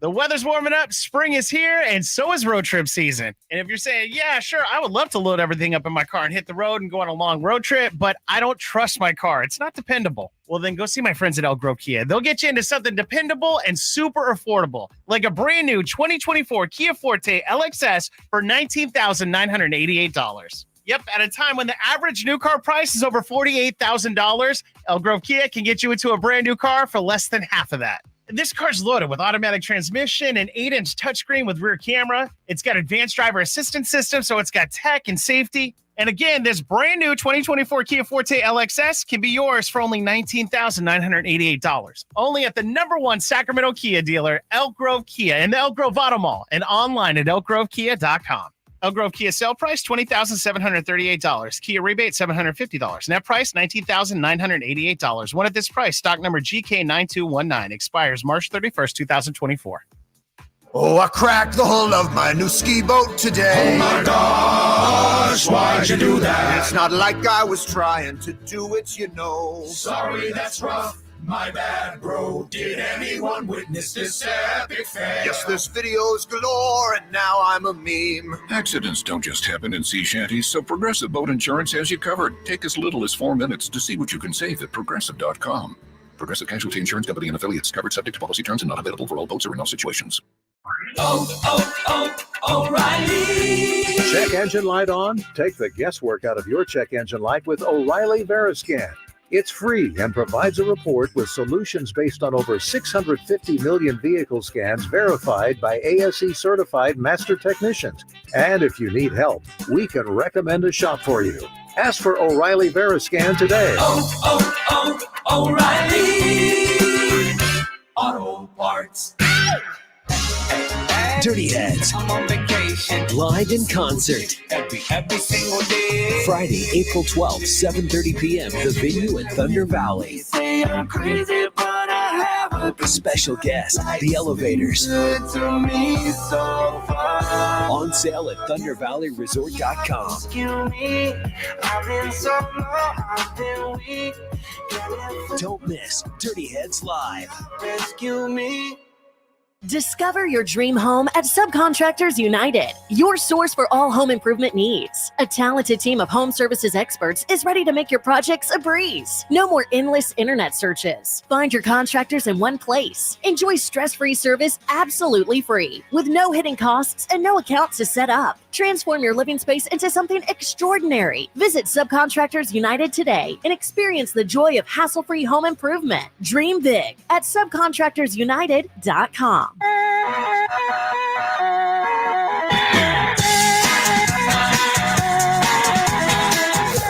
Waking you up with the best in local sports. They just make it interesting, you know? It's the Carmichael Dave Show with Jason Ross on Sactown Sports. Our thanks to Kelly Brothers for joining us. Always enjoy that segment. Always flies by quickly. Carmichael Dave, Jason Ross. Good business. Chris Verlide behind the glass, providing all of your fun hijinks with sounds and drops galore.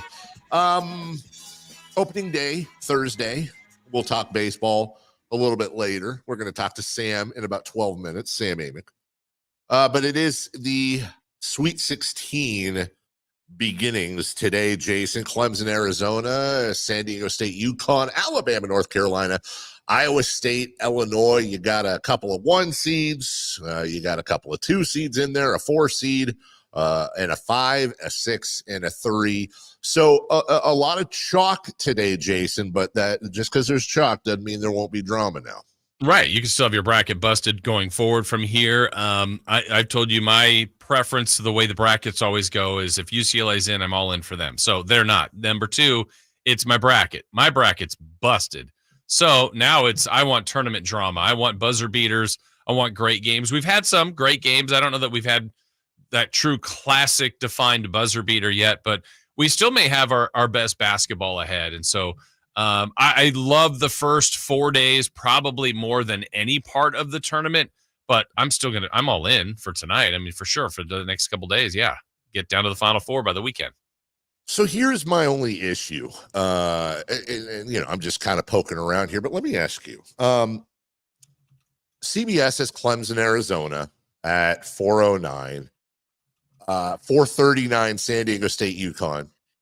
6:39 Alabama, North Carolina. These are specific tip-off times. Yeah. And then 7:09 Illinois, Iowa State. They're obviously staggering them into each other. So there'll be enough, a half hour apart. So you're going to get these, you're going to go from ending to ending to ending to ending type of stuff. But why not have the first game at noon? And is that a prime time people are at work thing? Because they don't do that I know there's more games when it's the round of 64, but I kind of wish I had each game to itself. It's got to be timing for the maximum amount of people, East Coast, West Coast, right? So that 4:09 is 7:09 East. That 7:09 start with Illinois, Iowa State for us that's a 10 o'clock start back East. Yeah. So I think if you had 4, then you're talking about playing Clemson, Arizona at what, like 1 today for us? Yeah. Yeah.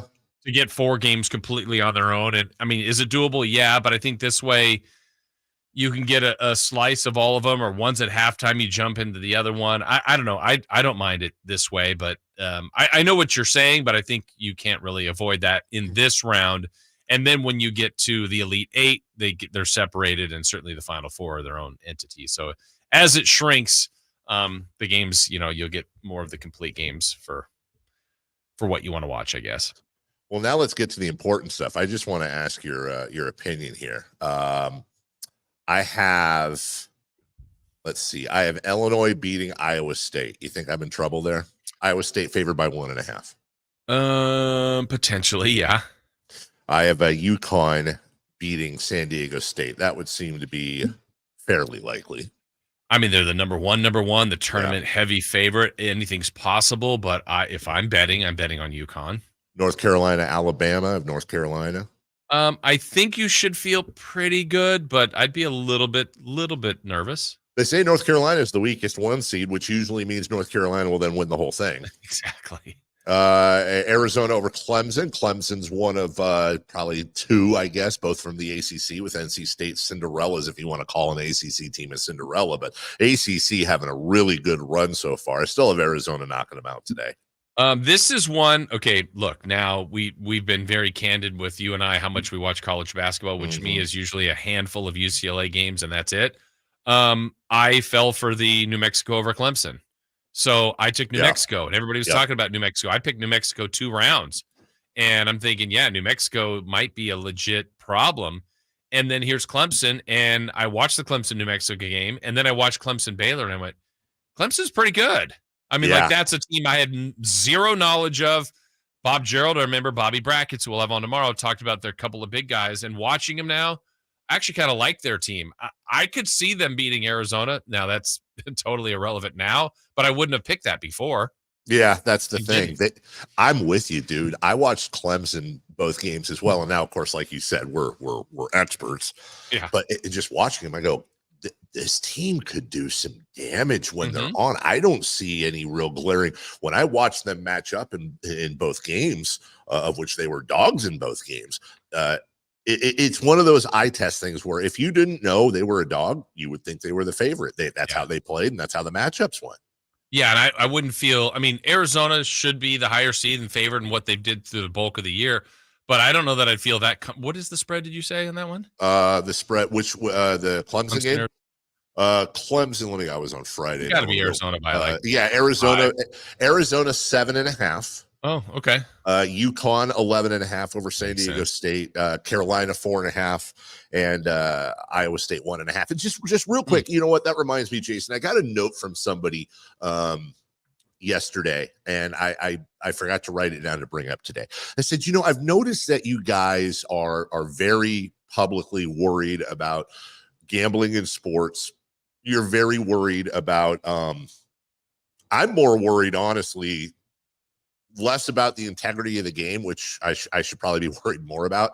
I'm more worried about families and people with addictions ruining their lives because, and I understand betting's been around forever, but it is so accessible now. It is so easy now in so many states that we're going to hear these stories now of people just being ruined over this stuff. And that worries me. So they said, but I noticed that almost every day you guys talk about betting lines. So that seems a little bit hypocritical. And it was a very nice note. And I wrote back to the person. I just wanted to, I'm sure they may not be the only person to have that question. We have talked about the betting lines forever, and we're not using it as a, I hope I make this point right, Jason. We don't talk about the gambling lines in the sense of trying to promote or encourage betting. Neither of us do that. We've always used the betting lines in the sense of here's something that we may or may not know too much about in this matchup between these teams.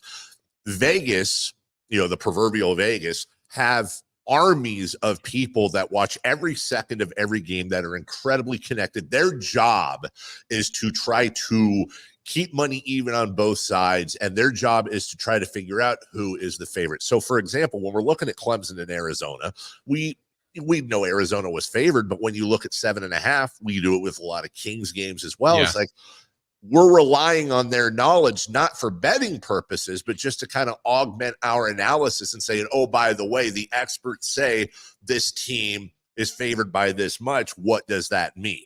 It helps tell the story. I mean, if we've chronicled this year the amount of, just horrific losses the Kings have. But if one of those days we said, man, they're playing Detroit. Detroit is having 3 starters out. Look, Vegas thinks this is a 14.5 point spread for the Kings, which is very high for the NBA. So basically they think there's a very, very small chance the Kings will lose. And, what happened? The Kings lost. So it tells the story when you go, hey, look, we can't understand how they lost. They were favored. They were at home. They had all these guys out. And even Vegas thought they would win by more than 14 points. Right. And they lost by whatever it was. And so I think you're right. It can add to a story. Or, wow, they think this is a pick 'em. They don't know who's better. Like, this is an even game between these two teams. So I think it helps illustrate kind of the story heading into a game. Either way, Jason, opening day in baseball, you've got the NBA regular season winding down, or should I say winding up to the playoffs. You have the NCAA tournaments that is getting closer and closer to the Final Four, and then the eventual. I mean, this is a really, really good month for sports, and it's a really, really good month to get yourself a Ram truck from Hoblit, because right now it is Ram truck month. You can save up to $16,500 off MSRP on the new 2024 Ram 2500 Laramies, one of the nicest and most capable trucks you can buy with the biggest savings of the year. Sorry, I thought I had to sneeze there. This is huge, and they have over 200 available. So why choose Hoblit? Because they do things differently. They're here to help you find the vehicle you need at the best possible price. That's why there's not a lot of dealer markups, surprise add-ons, or hidden fees. And they're now California's #1 new Ram truck dealer at Hoblit. So you get that small town experience with the big city savings and selection. So if you're looking for a truck, Hoblit should be your first and only stop. See their full selection at HoblitDodge.com. Unbeatable prices, unbeatable selection. Nobody beats Hoblit, period. We will take a break. perfect timing to get Sam Amick on from The Athletic. He's probably still processing this. You may have heard that Alex Rodriguez and his partner are just about wrapping up their purchase of the Minnesota Timberwolves officially. Not so fast. We have major breaking news in the world of sports business in the NBA. On top of that, we'll get to Kings and so much more with Sam. All of that coming up right after this. You never know what you might hear when listening to a Sacramento Kings game. Out of Keegan, going for another triple. Man, is he feeling it. Keegan, can he do it? Yes, there's number 11, Keegan Murray. Keegan steps back. He just knocked down his 12th three-pointer, a Kings franchise record. He's got 45 points. Never miss a moment of Sacramento Kings basketball with Sactown Sports and the Sactown Sports app. Savings. Now that's speaking the Lowe's language. And with my Lowe's rewards, your savings just keep coming. Save money with member-only offers and earn points when you shop.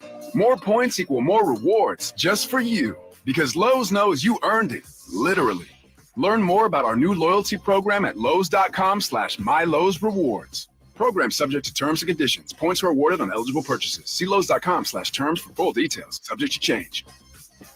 Get in zone, AutoZone. Welcome to AutoZone. What are you working on today? I need new oil for my truck. Really, I need a new truck. Mobile One is giving away a 2024 Chevy Colorado ZR2. When you pick up 5 quarts of Mobile One full synthetic with an STP extended life oil filter for $35.99, you're entered for a chance to win. Whoa. Other prizes include a year's supply of Mobile One or a $100 gift card. Never been so excited for an oil change. Get in zone, AutoZone. No purchase necessary. Terms at AutoZone.com. Ends 5/27/24. I'm getting vaccinated with Prevnar 20, a Pfizer vaccine. So am I, because I'm at risk for pneumococcal pneumonia. If you're 19 or older with chronic conditions like asthma, diabetes, COPD, or heart disease, or are 65 or older, you are at increased risk for pneumococcal pneumonia. Ask your doctor or pharmacist about Prevnar 20, pneumococcal 20-valent conjugate vaccine. It can help protect you against pneumococcal pneumonia in just one dose. Even if you've already been vaccinated with other pneumonia vaccines, Prevnar 20 may help provide added protection. Prevnar 20 is approved for adults to help prevent infections from 20 strains of the bacteria that cause pneumococcal pneumonia. Continued approval may depend on a supportive study. Don't get Prevnar 20 if you've had a severe allergic reaction to the vaccine or its ingredients. Adults with weakened immune systems may have a lower response to the vaccine. Side effects include pain and swelling at the injection site, fatigue, headache, muscle, and joint pain. For full prescribing information, please call 1-855-213-2138 or visit Prevnar20.com. Rivercats fans, it's time to celebrate our 25th anniversary in Sacramento. Regular season baseball returns to Sutter Health Park on Friday, March 29th. The opening weekend festivities include a live DJ and happy hour in Elysian Landing on Smud Orange Friday, Sandlot Night on Sutter Health Fireworks Saturday, and Easter at the ballpark on Sunday Fun Day. To view the complete 2024 schedule and to purchase tickets, visit rivercats.com. We'll see you there. Beachhead Deli on 711 K Street is now your place to go in downtown Sacramento prior to all the games, concerts, and events. Conveniently located just across the street from the arena, Beachhead Deli features the finest gourmet sandwiches and craft beverages anywhere. Beachhead Deli at 711 K Street is also your premier lunch destination 7 days a week. Come by and say hi to new owner Brad Wakai. He's so excited to take care of all your taste bud needs. That's Beachhead Deli at 711 K Street in Sacramento. KHTKAM HD1 Sacramento, KYMX HD2 Sacramento. From the Power Business Technology Toshiba Studios. This is Sactown Sports. The Carmichael Dave Show. He's on the microphone when he's not on the microphone. He's playing a song, and when he's not playing a song, he's on the microphone, and then boom. With Jason Ross. No, he didn't. Yes, he did. Call or text at 916-339-1140. It's the Carmichael Dave Show with Jason Ross on Sactown Sports. Welcome back. Carmichael Dave, Jason Ross. Noted journalist from The Athletic. Sam Amick joining us. Good morning, Sam. Good morning, guys. Nice to see you. My mind's a little distracted. You see this Minnesota news this morning? Yeah, that's what we just led into. It's It's Glenn Taylor putting out a statement, basically not so fast on the whole Alex Rodriguez thing. This thing was all but wrapped up, but Timberwolves PR, I won't read the whole release, but I'll give you what I have here. I'll give you the top line. Glenn Taylor confirmed the expiration of the option of Mark Lowry and Alex Rodriguez acquiring the T-Wolves and the Minnesota Lynx. It was supposed to occur within 90 days following the notice issued. That expired yesterday. Now, he does say, I'll continue to work with Mark, Alex, and the rest of the group to ensure the teams have the resources to compete at the highest levels. But here's the hammer. The Timberwolves and Lynx are no longer for sale. Woo! Your thoughts, Anthony Edwards and Rudy Gobert and Chris Finch in the middle of a historic Timberwolves season, and you look up and you're worried that the lights might go off. Yeah, it's not good, man. I mean, like you, a lot of people thought that this deal was unofficially done. I think we are kind of guilty at times of just, forgetting how massive these transactions are. But yeah, and I wish I don't have fresh intel or reporting on it. I just know that, Glenn Taylor, I don't know his exact age. He's a very old man at this point. He had been pretty stubborn to sell the team. This was a good opportunity, and it seemed like everything was going really well. Obviously, that's not the case. So that's tough from a basketball standpoint. You got a franchise that hasn't won a first round playoff series in 20 years and, has got a good thing going. This is a hell of a distraction. Yeah. And Sam, I know obviously this is totally in its infancy, and you said you don't have a lot of intel on it. So I'm maybe asking you an unfair question, but generally when a team goes for sale, it also elevates everything, right? The lowest level team, all the valuations go up. It's good for the league. Money, just more money's coming in. So not only what impact on the T-Wolves, but any kind of impact, I guess, league-wide on this? I don't know. I mean, like you said, Jay, I do admittedly hate, reacting in real time where I haven't even picked up a call. I know that I never heard anything negative about the transition process. I'm close with our guy in Minnesota, John Krasinski, who does a very good job covering that team. And honestly, the office too. What's that? Yeah, exactly. Yes. And never heard any rumblings about things going awry. I think about the ripple effect of that transaction and how, like, even in our world, like they, I don't want to put anybody's business in the streets, but like they had high-ranking members of the media relations staff, for example, that you got the sense that like they came to Minnesota from other teams thinking like, oh, okay, this is an exciting new era. And like, these are actual people who thought they were joining something that was on the rise, instead of, this creates a real problematic thing because you have an owner who was clearly A, willing to sell, B, money-wise, I don't know where he's at. I mean, today's NBA ownership experience is wildly expensive. So I don't know what Glenn's books look like. And the fact that he has to say that we'll continue to make sure the team has resources, is like me telling my wife, like, no, we can probably pay the electric bill, Probably. Yeah. Well, look, I will avoid the urge to get incredibly nerdy on this, and we'll get to the Kings in a second, just for those who are saying we're being nerdy. But Sam, a couple of things fascinate me about this. And again, we're reacting in real time.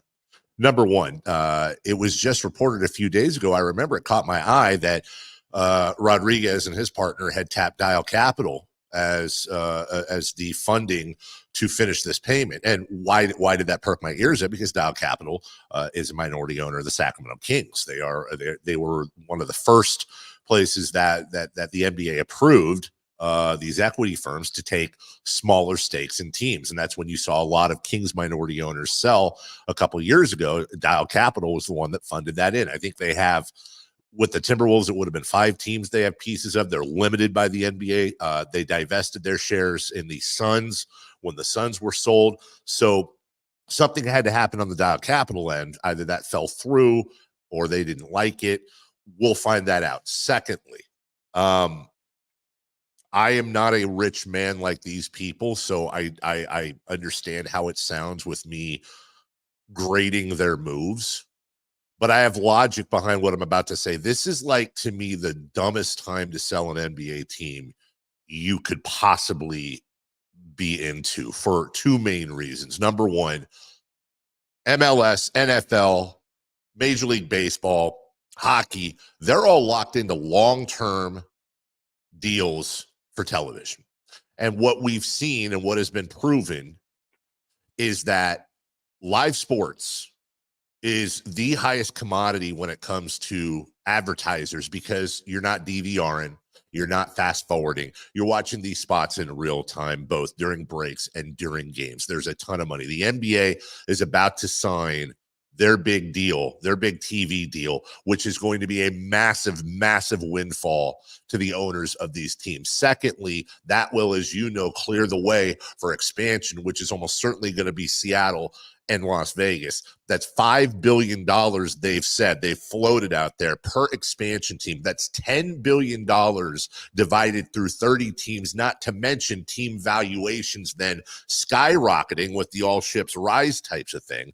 I have no idea why an owner would choose now to sell a team when he or she could wait 2 or 3 years and truly realize somewhere in the neighborhood of $1 billion extra in revenue. So I understand maybe why Glenn Taylor became reticent on selling. I don't know if that's the deal or not, and I just got nerdy about everything, but it does seem weird. Yeah, you are a nerd, man. What the hell? Am kind of an, I know, I know. You just made me pick the phone up and Google Glenn Taylor age. He's 82 years old. He doesn't have a few years to wait. He also, has lived a long life, been successful. These are the thoughts of a much younger entrepreneur like yourself, Dave. You're clearly on your way to getting into NBA ownership. I also think about because admittedly, as you know, it's like the main crux of my job is diving in on the basketball and the team. So my disclaimer is I am not a sports business reporter. I have a good understanding of the way it works. But when somebody like Mark Cuban sells the Mavs when he did, or his portion of them, and his logic, agree or disagree, some people thought he was, framing it in a curious way. He painted a picture of this being, near the peak for the NBA, and that he was concerned about a bit of a downturn when it comes to the next deal. That this deal was going to be great, but then after this deal, when you have, potentially the fragmenting of the rights among multiple streaming partners, and really just kind of a confusing landscape in terms of content and the customer and consumption and the best way to package all this stuff. He got out when the getting was good, and that's the way he kind of framed it. So that, to me, combined with, I think the Glenn Taylor age thing is, that's the biggest thing. He thought it was going to be a wrap for him. He was going to have courtside seats and enjoy this Timberwolves team. And then on the basketball side, the success is wonderful for them, but they were also faced with a really challenging offseason where their luxury tax bill, if they don't trade Karl Anthony Towns, was going to be up in the neighborhood of the Warriors, just, tops in the league. Some big time bills to pay. And now the question obviously is who's going to pay them. And Jason, just before I turn it to you, Adrian Wojnarowski reporting, Glenn Taylor says the window for Mark Lowry and Alex Rodriguez to purchase expired. That we knew. And, quote, the buyer could have been entitled to a limited extension. However, those circumstances did not occur. So this thing keeps unraveling. Stay tuned, and we'll have all that for you. Yeah. So Sam, Dave mentioned the Kings. Let's talk about them a little bit here. I would say in just the last 2 days, things were kind of going better for the Kings. They were back into sixth. They lose and get blown out by Dallas. And then last night, basically every combination of game went wrong for the Sacramento Kings. Now, still 10 games to go. Lots of things can shift, but we like to check in with you on your thought on where the Kings are now and where you think they might be when this is all wrapped up. Yeah, interesting week. This whole Dallas twofer is kind of fun to track. I'm writing a little bit about the Mavs for tomorrow. in the context of the West playoff race. One thing, this doesn't make Kings fans feel any better, but I've been telling people this week about that last game that is, for me, pretty unique, is that I feel like it's the first time all year with this team that my takeaway was, oh, no, I think you're allowed to say this word on your station. They just got their ass kicked. Like, that's it. Like, that's it. It's not, why didn't they show up against Charlotte or Detroit or whatever? You watch that game and they tried. I mean, they tried. The first half, the offense was actually okay. But you could see the struggle. You could see, Domas down in the paint, doing his shimmy like he does, and just he's on the doorstep of finishing and is not able to in ways that we're not used to seeing. Gafford's size, Derek Lively, the second size, a lot of guys on that team, they have length. And what I'm kind of writing about is, and this is, I guess, to maybe lessen the sting for Kings fans, is like, if you didn't know and you just looked at the standings and said, oh, the Mavs are somewhat in the middle of the pack, just like the Kings, since, make sure I have this right, March 1st, I think it is, in this stretch where they've won 9 out of 10 games, they have the second best defense in basketball. That's with Luka Doncic and Kyrie Irving in your backcourt, or, running the team. And so I'm shocked that their defense is really good. I talked to Jason Kidd the other night about it.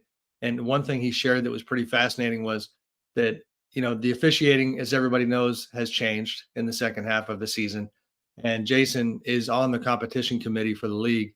And he was essentially saying that, once he started hearing whispers that a shift was coming, he talked to his team about how it's time to get tough, and it's time to realize that if you're willing to, you're about to be able to guard, and to really guard and to get up into guys, and you're not going to get the ticky-tack fouls. And then the inverse of that is telling a guy like Luka, big fella, we need you. We love you. You're about to get whooped on pretty good by opposing defenses. So you got to be tough. And the other night they did that, and they hit shots. But I thought their defense was the biggest thing. Sam Amick with us from The Athletic. You said something there, and you're 100% right. And you've really seen it flourish with a team like the Knicks, who, by the way, also put up almost 150 points last night, which is incredibly scary. But Sam, do you have any color on, you mentioned the officiating change, and a lot of these fouls aren't being called. And I guess my question is, why? What are we doing? Did it just arbitrarily change? Was there an alarm clock that went off? Was there a memo sent out? Did Adam Silver just say, yeah, you know what? I'm tired of this. Why would you change things in the middle of the year, which is going to help some teams, but let's be honest, it's going to adversely hurt other teams? Well, I mean, full disclosure, I love it. I know everybody. I do too. I love it. I feel like they're getting back to the game a little bit. But I have my informed opinion, and I'll say a couple things. For one, I cover All-Star Weekend in Indianapolis. That game was a disaster. Obviously, 200 plus points between, whatever the final score was. It was an abomination when it comes to the game. Well, I go in to do post-game media, and Jalen Brunson is doing a little group session, right? And he, like, very in an unaware kind of way and not reading the room, like, innocently tells a story about how at halftime of the All-Star game, the guys in the East locker room looked at the score and said, hey, we could probably get to 200. Let's try to get there. Instead of, God forbid, like, let's go get a couple stops and not give up 180 or whatever it was. And between that and Anthony Edwards saying, we're not even trying, I heard a lot of stuff that night about how upset Adam Silver was. So to me, that's a flashpoint that was kind of the final straw for Adam in the league, where a conversation, because it represented what was happening during the regular season. And it was just symbolic of that. They then, had points of emphasis given to all of the refs that, that kind of led to the shift in officiating. And I mean, I don't know. Is it problematic to do it midseason? Yes. But you're talking about some of the numbers that were coming out of that first half, and really these past couple of years, they were changing really the history of the game. You had all of a sudden 50-point games were no big deal. So yeah, it's been an abrupt shift, and it has made for an interesting turn here in the season. But to me, that's the root of it. I bet, as an offshoot, GMs may not love it because they could have said, well, look, I kind of made my team to fit these rules, and maybe somebody have the more physical players / teams, but it seems really odd. I mean, I think the end result is better for the game, but it's weird to do it in season as opposed to say, all right, next season, these are points of emphasis. We got to make this more palatable. Yeah, no, I agree. I mean, that's all fair. And even to go deeper in the weeds, guys, at our place, we've been asking a lot of questions about the frustration with the officials relating to the first half of the season. And we had been doing a fair amount of digging on, like, are we going to do some coverage, talking about why GMs and coaches and players are so upset about the officiating this year. And I think that was a factor too, because, and I'm maybe giving the media too much credit, but I am a believer that, when the scrutiny comes and the pressure comes, and it comes in a lot of different forms. Sometimes it comes in the form of reporters asking a lot of questions and augmenting the viewpoints of people who are not happy. And I think the league looked, felt all of that, saw all of that, didn't like the commentary relating to the state of the game, and decided to do something about it. Again, right now in the moment, I'm guilty of being stuck in the, I don't really care how they got here. I kind of love it, even if it means, admittedly, that like some of the stories we were going to tell, maybe we're now telling a different story that's not as salacious or not. I mean, the anger level has gone down. As a quick side story, we're doing our anonymous player poll, which I think I've mentioned to you guys. Mm-hmm. And one of the questions is, what grade do you give the officials this season?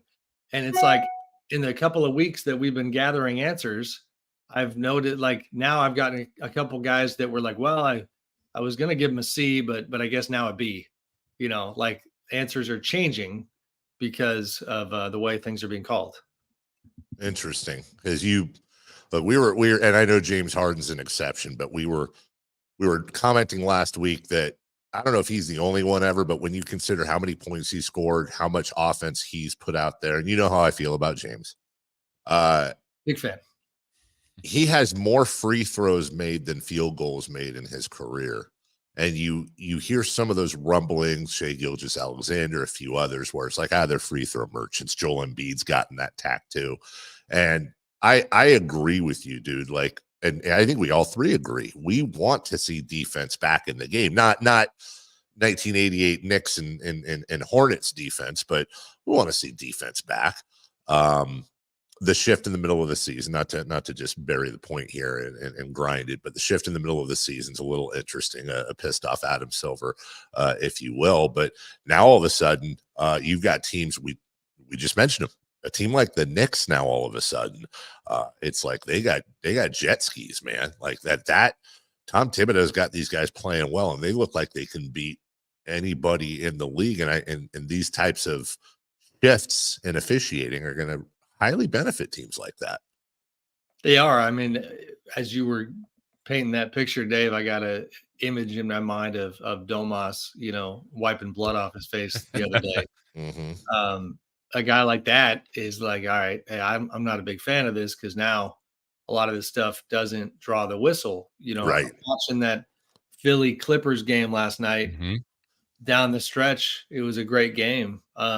And I'm forgetting, who did Kawhi block on the last shot? Was that Maxey? No, it was Kelly Oubre, I think. Kelly Oubre. And I kind of love the fact that there was a little bit of body contact, but it's a huge play. Let's not just give the game away. No call. Kawhi, wedges the ball right in the rim.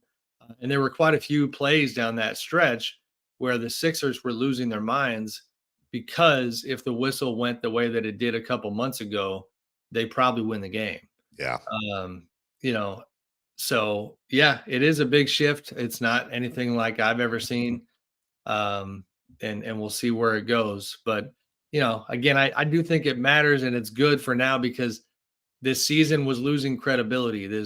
Really the league was losing credibility. I think that people want balance. I think people want defense to matter. And, it's a little wonky because of the midseason thing, but, I hope they continue it going into next year. And kind of ironic, Sam, that on the same thing we're talking about, the officials letting things go, it takes 4 minutes yesterday for Draymond to get 2 Ts and get ejected. It's crazy. I mean, and just the look like Steph had, like, it was such a critical game that they still won, to their credit, but it almost looked like, not again. Oh, 100%. I mean, I watched the full clip this morning because I had seen somebody say Steph was crying. Yeah. Like, oh, man.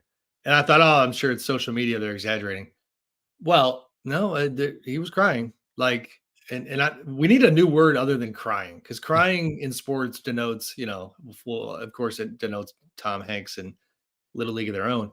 But like this was just passion and intensity and frustration. So like those tears are different. This is being overwhelmed. This is being overburdened. And in a weird way, part of me loves it, because it's like, I love the athletes where even though you're making $1 billion, you absolutely are invested and you care. And that's who Steph is. So to watch him after Draymond gets ejected, lean over, shake his head. You could tell, I think Steve Kerr pats him on the back, and we can all relate where it's that moment where you really don't want anybody to make it worse by touching you. Yeah. And Steve touches him, and next thing you know, Steph he's got the jersey up on the face and he's wiping those eyes, man, like he was. Then when they win the game, and he was huge in the last 30 seconds, I don't know if this even made the rounds on social media. I'm sure it did, because people don't miss anything. But he walks over to the bench and absolutely kicks the hell out of a couple of chairs. Yep.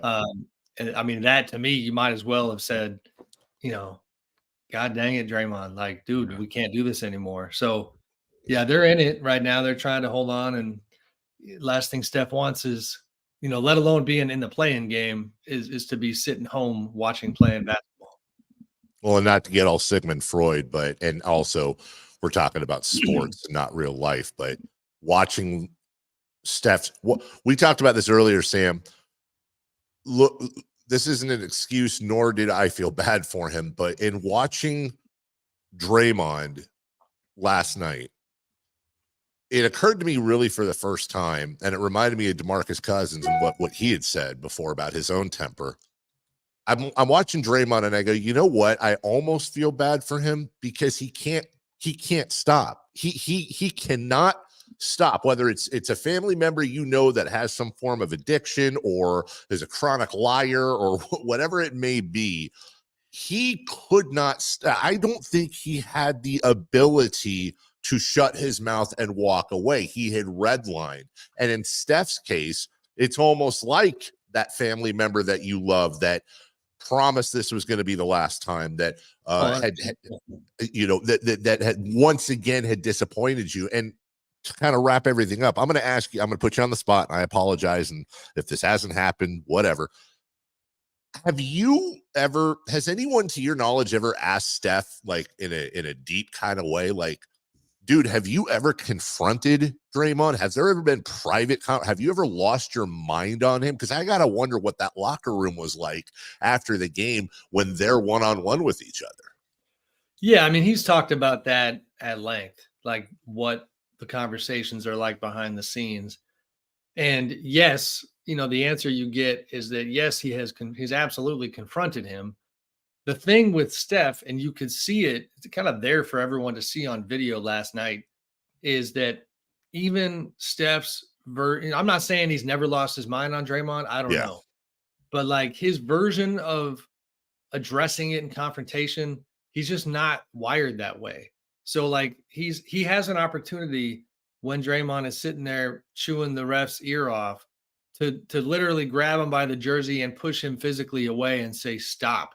Yeah. But instead, it's one hand on the chest, mildly saying, like tapping him, saying, all right, that's enough. That's enough. And it wasn't enough. Like I'm trying to think of somebody who kind of just did it differently. Maybe even a Kings reference. I mean, like a Corliss Williamson back in the day, right? Yeah. Like gonna grab you by the jersey and say no. Like, here's a good one. Corliss played with Ron Artest and was the only guy that I ever came across who scared Ron Artest. You know what I mean? And I say scared lightly, but like he had the ability and the strength and the confidence to tell a guy like that, no, you're done. And we're going to not get kicked out of the game. Steph's, he's just not wired that way. And he wants Draymond to do it, again, not to be corny, but out of love, because they have this brotherhood that goes back, for so long. But you could see it right there, man. He's exhausted by it. And this is the predicament for him, is that he knows, I know they're in 10th. I know that people get their shots in about how bad they are right now. But, in his mind, like, the only path to the type of success that he is used to and that he wants still includes Draymond Green. If you take that away, I think he's probably got a fear of the unknown on the other side. But then you see, what comes with that experience. And you're right about Draymond. I mean, listen, I know you alluded to the fact that the whistle came quick for Draymond where it's not coming quick for others. First of all, you can read his lips. You can't call the ref a B word with the A word after it. Yeah. And he knew, like, he didn't argue the ejection. He just headed straight for the exits.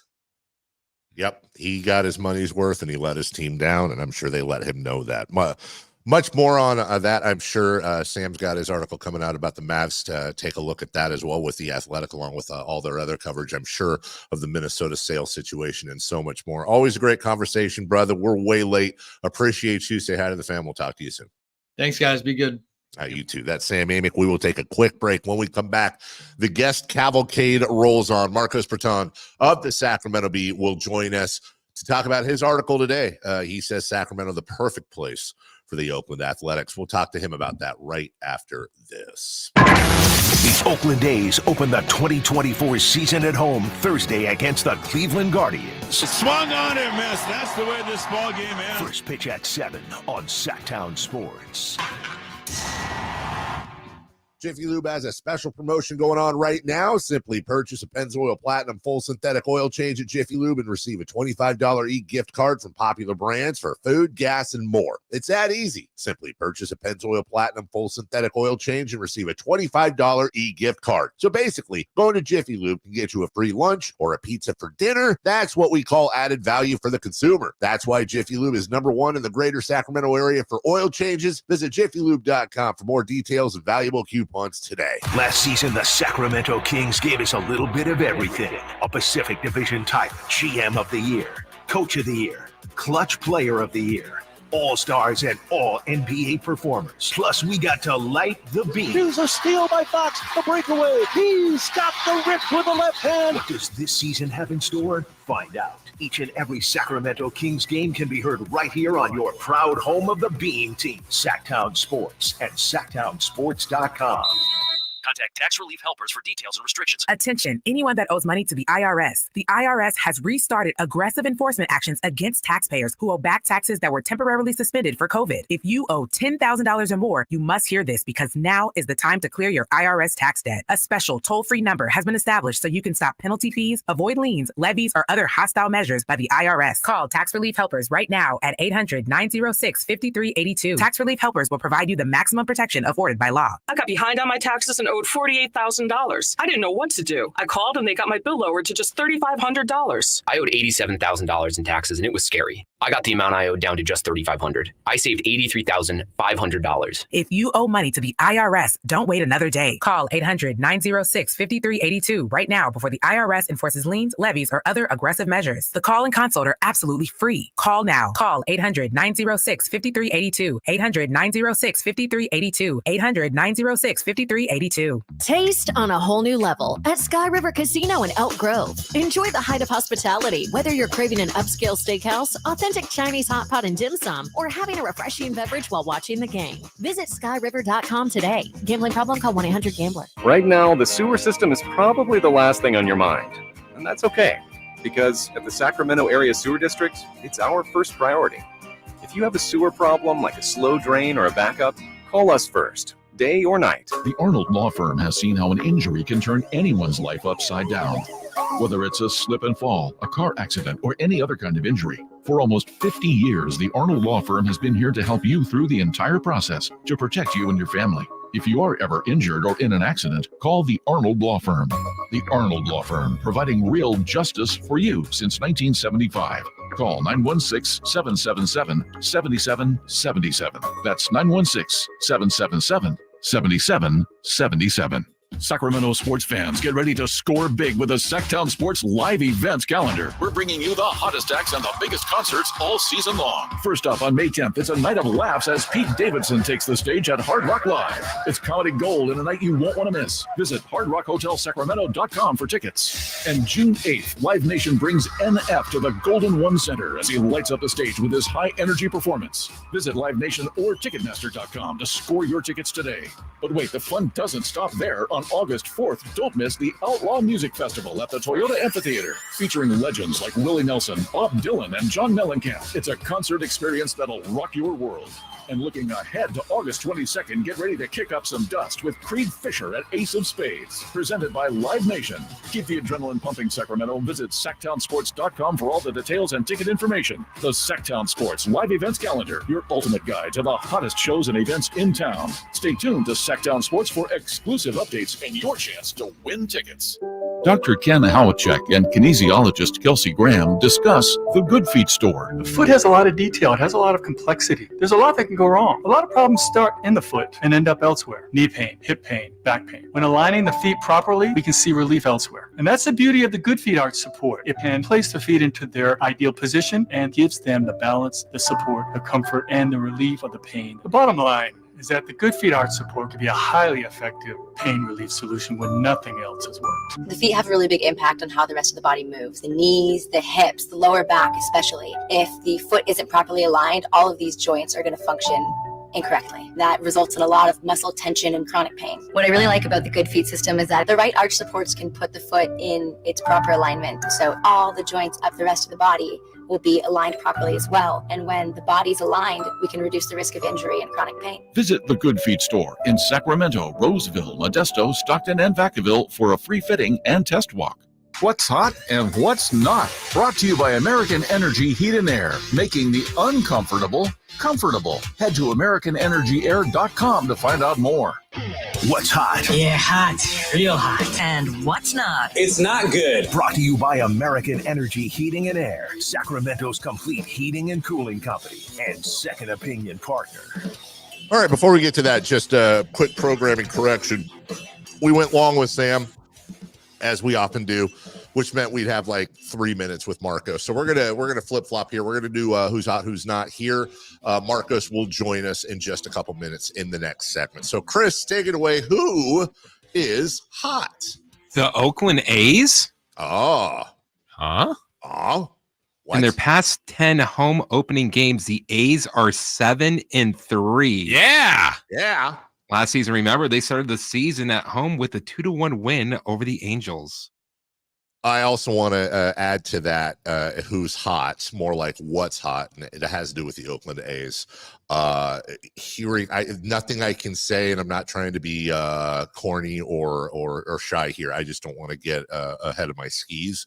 But hearing a lot more rumblings this morning on this A's to Sacramento thing, guys, I think we are about as close as you can get without being able to say something is officially done. But I'm hearing noises that that they are incredibly close to having this thing wrapped up. So stay tuned on that. I don't know when or even if, but just hearing more and more that this thing is coming down the home stretch. So who is not, Chris? The Oakland A's. What? I'm confused. I mean, they started off March 30th last year, 1-0. They were undefeated in the month of March. But in April, they were 5-23 last year, including a 5-game losing streak, a 6-game losing streak, and a 7-game losing streak in the entire month of April. But remember when they were 1-0? Also, I was looking at their record last year. They only twice did they win 3 games or more.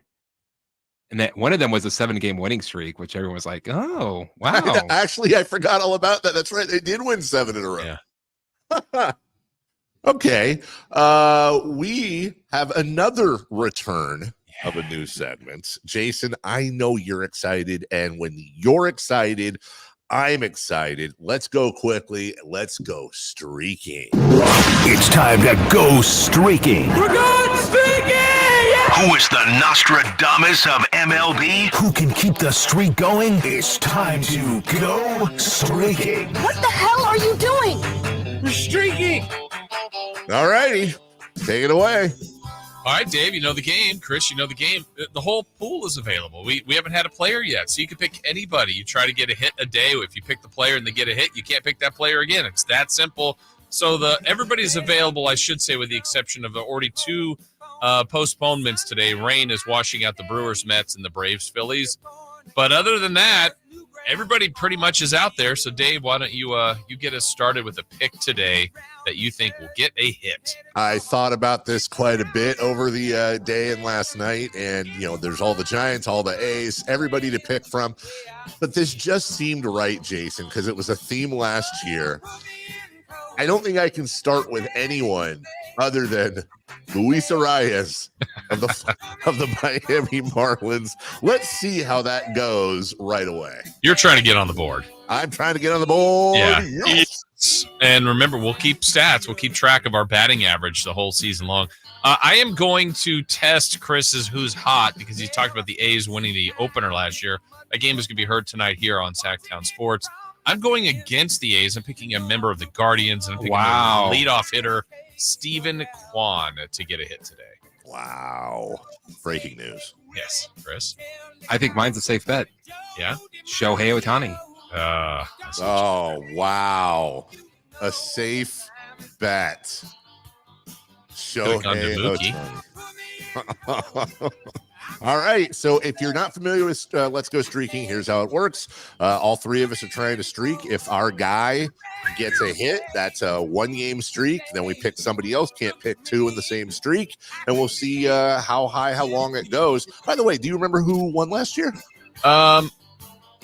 Did you get to 11? Oh, I know. Right. I think 10 was the number. I probably have the notes somewhere. I can look it up. But I think you're right. I think I got to 11. Didn't I beat Jay? No, Jay was. I got to 11, and Jay. I think didn't Jay lose at 10 or something? Yeah, like that? something like that. I think he and I both had a 9 or a 10, and I think you got to 11. I think you also had the longest hitless streak. I did. You had some weird streaks going. It was an up and down year, and as always, I've said that before. I have had some weird streaks going. We'll take a break. When we come back, Marcos Bretone of the Sacramento Bee, as it gets hot and heavy with the Oakland Athletics possibly being in Sacramento for the next 3 years. Marcos wrote an article this morning in the Bee about how Sacramento is the right spot. We'll talk to him about that. You're going to want to hear this conversation next on Sactown Sports. Spring is here. Fresh cut grass, the crack of the bat. And that means opening day of the Major League Baseball season. Join us Thursday at 7 for the Oakland A's home opener. Now turns, here it is. And it's a ground ball toward third. Riley has got it, bobbles it, picks it up, throws to the plate. It's too late, and the A's have won it. It's the A's and Cleveland Guardians. Thursday at 7 in the season opener on Sactown Sports. At Ashton & Price, we get injury victims to yes. Experience, yes. Ashton & Price has been around for over 25 years. No more insurance companies? Yes. Our clients focus on getting better, and we handle all the rest. Results? Yes. We've collected over $100 million for injury victims. No fee until we win? Yes. Our clients pay nothing until we win. Ashton & Price, the best at getting to yes. Remember, for the best advice, don't think twice. Call Ashton & Price. Rivercats fans, it's time to celebrate our 25th anniversary in Sacramento. Regular season baseball returns to Sutter Health Park on Friday, March 29th. The opening weekend festivities include a live DJ and happy hour in Elysian Landing on Smud Orange Friday, Sandlot Night on Sutter Health Fireworks Saturday, and Easter at the ballpark on Sunday Fun Day. To view the complete 2024 schedule and to purchase tickets, visit rivercats.com. We'll see you there. Hi, I'm Henry Winkler. My eyes are very important to me. My eyes connect me with everything I love. I loved my late father-in-law dearly. He always lit up a room, but his vision dimmed with age. He had age-related macular degeneration, or AMD. And since partnering with Apellis, I've learned there's an advanced form of dry AMD called geographic atrophy, or GA. His struggle with vision loss made me want to help others know about GA's warning signs. For some, colors appear dull or washed out. For others, hazy or blurred vision make it hard to see details, like fine print on price tags. Many have trouble seeing in the dark, making driving at night difficult. GA gets worse over time and cannot be reversed. If you think you have GA, don't wait. Treatments are available. Ask a retina specialist about FDA-approved treatments for GA and go to GAWon'tWait.com. It's Coach Doug Christie here to remind you, if you want a deal that's a slam dunk, go see the winning team at Folsom Lake Ford. Folsom Lake Ford is your truck headquarters with all your American-made favorites, like America's best-selling F-Series, F-150s, and Super Duties, or spacious new Explorers and Expeditions, plus a huge selection of Broncos and Bronco Sports, all in stock now at Folsom Lake Ford, right here in Sacramento. You can buy any new Ford with zero down on approved credit, save big with low interest finance rates, and Folsom Lake Ford always pays top dollar for your trade. Check out the huge selection of inventory online at folsomlakeford.com or stop by the dealership to see their most recent arrivals. Looking for something special? Give them a call and tell them Doug Christie sent you. They'll help you out. Hurry to Folsom Lake Ford in the Folsom Auto Mall, your trusted dealer, my trusted dealer for over 35 years and counting. Hey, it's Carmichael Dave for my good friends at American Energy. Now, I've told you this before, but this is what we call extending a good deal. Right now, American Energy Heat and Air is offering an HVAC diagnostic for $99. Oh, wait, I'm sorry. Never mind. They're offering it free. It's a $99 value, but you get it for $0. Let the American Energy team test your system connections and all the moving parts of that system to ensure that it's functioning properly. Now, this is a limited time offer, expires March 31st. Call today to schedule your appointment at 916-520-9990. Speak to the company that has an A+ rating with the Better Business Bureau that's been making the greater Sacramento area proud since 1981. 916-520-9990 or AmericanEnergyAir.com. Tell them Carmichael Dave sent you. Call 916-520-9990 now.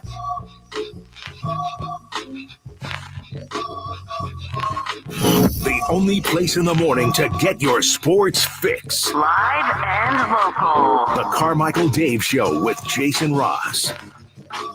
Welcome back. Styles and Watkins will be in for a little bit of crosstalk. But right now, it's been a while since we've had our old friend Marcos Bertone on after he got beat up by half the country about his Hall of Fame votes. But Marcos is a guy you can throw your sticks and stones. Ain't his first rodeo, to say the least. And this morning, he has an article in the Sacramento Bee on the divorce between the A's and Oakland, and he says Sacramento is the antidote, the one, the only, the lovely, the talented Marcos Bertone. Good morning, amigo. How are you? Good morning. Good morning. So, as things begin to heat up, and it's beginning to sound more like a when this happens as opposed to an if, but of course with John Fisher and friends, you never know until the you-know-who has sung. Marcos, you are proponents of the A's relocating, at least for temporarily, 2-3 years to Sacramento. Yeah, I mean, listen, sports business can be ugly, and I don't think there's anything uglier than the situation that's playing out in Oakland, and it may not work out. It's looking like it's not going to work out, and so that would leave the A's with 2 or 3 years where they wouldn't be, playing at the Oakland Coliseum, presumably. And my whole point of writing this thing is I've seen, unnamed people on social media kind of twisting themselves in knots over this. You can say me. Well, not just you, but others as well. And listen, I'm not even going to get into the A's ownership and what's been said has been said, including by me, and it's not going to change things. The simple point is, though, that in the last couple of years, Vivek Ranadive purchased the Sacramento River Cats. They have control over the Sutter Health Park, and the owner of the Kings and the owner of the River Cats went out of his way to give an interview to talk about how Sacramento is and could be a great market for Major League Baseball. And when I really thought about this, I thought there's no downside for Sacramento, but even if it was like a 3-year rental of having the A's here, we're not a community that's trying to rip a team away from another. The owners already voted to approve the move to Las Vegas. The Nevada legislature already allocated hundreds of millions of dollars that would go to a stadium in Las Vegas. That has happened with or without Sacramento. And so my question today was, why not? Why not have them here for 3 seasons, at the very least as an audition for Sacramento and Major League Baseball? Yeah, Marcos, I'm with you on that because Dave and I have been differing a little bit on this. And to some extent, my stance has been, look, I priority one would be to keep him there. I think I always like teams staying if that can work out, but it seems like we're at the point of no return. And if there is a spot where they're leaving as a go-between between somewhere in Vegas and Salt Lake's being mentioned and some other Bay Area opportunities or Sacramento, then I'm with you. Why not Sacramento? So if it does become a possibility, Marcos, what's your belief on, there's only so much amount of disposable income for Sacramentans. How do you think they would do on a 3-year run here if they're still this version of the A's where they're winning 50 to 60 games, but it would be new to Sacramento? How do you think they would do, let's say, for their 3 years at home in Sacramento? I mean, it's a 14,000-seat stadium when it's completely packed. And I think that we would fill that stadium with ease regularly, if not every single home game. Look, I'm not going to make any comments about, would that end up netting a larger season attendance than where the A's currently are. The situation is what it is. But I do think that Sacramento has demonstrated for a very long time that people turn out, people support the local sports teams. They support the art scene. They support the restaurant scene. They support the music scene. They support big festivals. They support the Run to Feed the Hungry, which is the biggest Thanksgiving race in America. People in Sacramento turn out. It's what we do. And I understand people's deep feelings about the state of the A's. And do I wish that the A's would stay in Oakland? I do. I've been going to the Oakland Coliseum since 1971, and it was at one time it was a great place to watch baseball. Obviously, that's not the case anymore, and I feel that, and I think a lot of people feel that Sacramento would completely sell out the stadium for the time that the A's were here, with or without the current owners, that people would go out to support the product because we would have Major League Baseball in Sacramento. And I just don't see a downside for our community. I certainly see a downside for Oakland, but that train left already, and it had nothing to do with us. Marcos Bertone joining us. Marcos, do we know that Oakland's dead for the A's? We don't.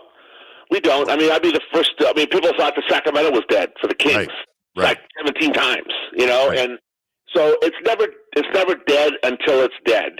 And the Las Vegas mayor even said when she was interviewed about it, she thinks that what the A's want more than anything is the waterfront stadium in Oakland. They probably do, but that plan has been on people's minds for a decade, and it has barely moved. So is there still a chance? Is there still a chance that they could renew their lease at the Oakland Coliseum and play from 25 to 27 there? Yes, there is. Those conversations are ongoing, but the way things are going, there's also a pretty high probability that those talks will not pan out, and then Sacramento presumably could be in play at that point. Here's where I'm going. There's a lot of A's fans that have referred to John Fisher as a rat, and there's a lot of bad blood there. And anyone who's ever had a rat in their house knows that one of the best ways to get rid of that rat is to take away all possible exits until the only place the rat can go is out the sliding glass door. And here's where my issue is. I don't know that Oakland is dead. I know that Vegas has been approved, but I also know that this guy has a chronic disability when it comes to closing deals. You mentioned Carolyn Goodman, the Vegas mayor. There's something that may go on the ballot here very quick from the teachers down there. There's all kinds of political issues in Vegas. Vegas is far from a done deal, not even to mention the fact that there's doubts that the proposed stadium that they put out can even fit on the site. Plus Bally's, who co-owns the site, is having there's a lot of stuff. Anyways, here's my point. If the rat is loose and is trying to get to Las Vegas, if we broker them here for 3 years as Sacramento, I feel like we're effectively providing them an alternate escape route, taking away leverage from Oakland, and therefore reducing the possibility that they could stay permanently, no matter how small it is. But like you said, we've dealt with this before in Oakland. So in effect, to me, my ethical issue is that it's a bit hypocritical for me. Marcos, you were involved heavily. We were all involved heavily in the Kings thing. I'm tossing and turning with the idea of giving John Fisher any extra exits when you and I both know that if the mayor of Tacoma had said, we'll house the Kings until the arena is built in Seattle, we'd have been pissed off at Tacoma. I'm not saying you or anyone else is a bad person for wanting this. I agree with all the benefits to Sacramento. That is unimpeachable and undeniable, but it feels like my best friend's wife broke up with him, and before she gets to her new husband, he's got to get out of the military in 3 years so she can stay in my room for those 3 years until he's ready to take over. Well, a couple things. I don't think Oakland's got much leverage, actually, and if it's, say, if Sacramento stood down on principle, there's always Salt Lake, there's always someplace else. There'll always be someplace else. And I don't think the situation is analogous to a best friend where you're talking about love and emotion. This is business. It has nothing to do with love. I mean, it has to do with love for A's fans, certainly. They feel it. They feel it for the team. But this process isn't being driven by love. It's being driven by money. And so the deal that the A's apparently have wanted in Oakland all this time doesn't seem possible, and it doesn't seem like they're going to be able to close it. So we could stand down, certainly, but I don't see where that would make sense for Sacramento, because, again, the argument that I would make is that first of all, they couldn't have moved the team to Tacoma because the Kings were for sale, and so they're materialized a viable ownership group in Sacramento that gave NBA owners an alternative to allowing the sale to go through. So the Kings are still here. The A's are not for sale.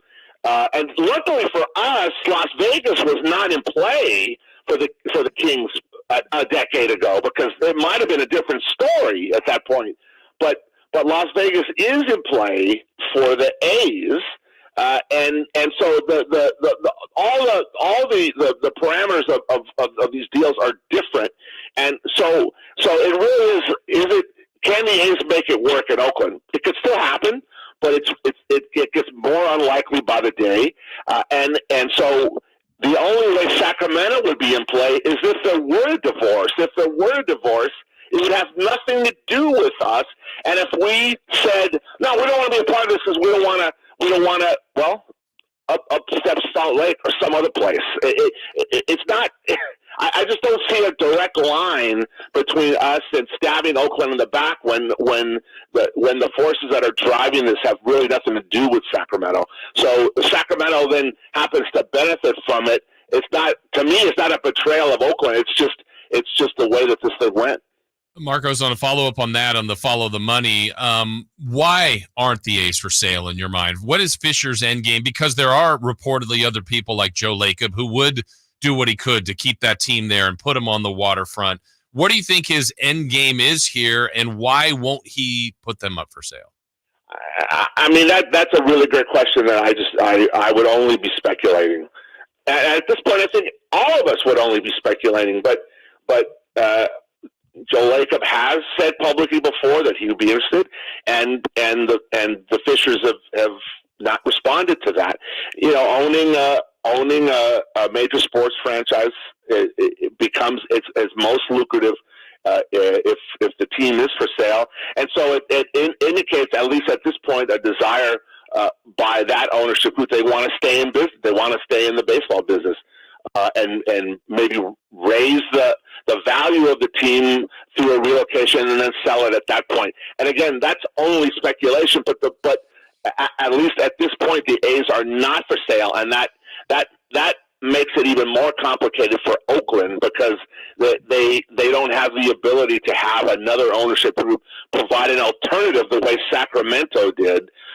And maybe it's a case where the Fishers are not in financial distress the way the previous Kings owners were.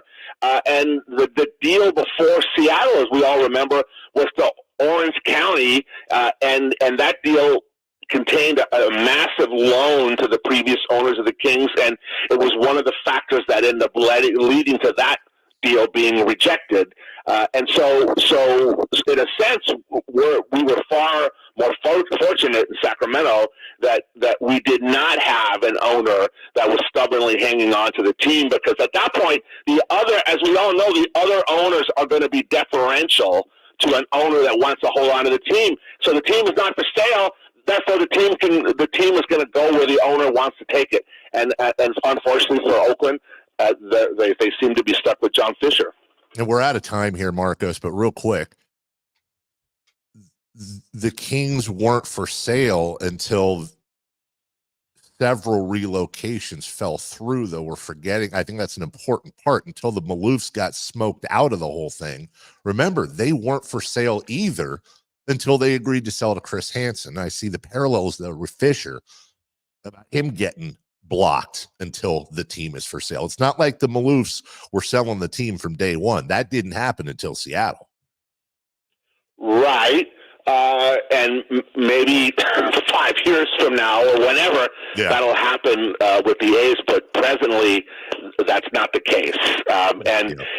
Listen, nobody knows where this thing's going to go, but I don't think it harms anyone, nor does it indicate anything negative about Sacramento for saying that, this can be and should be a landing spot for either this Major League Baseball team or one in the future. And if the A's situation doesn't work out, then I think that Sacramento would benefit from having a Major League team here.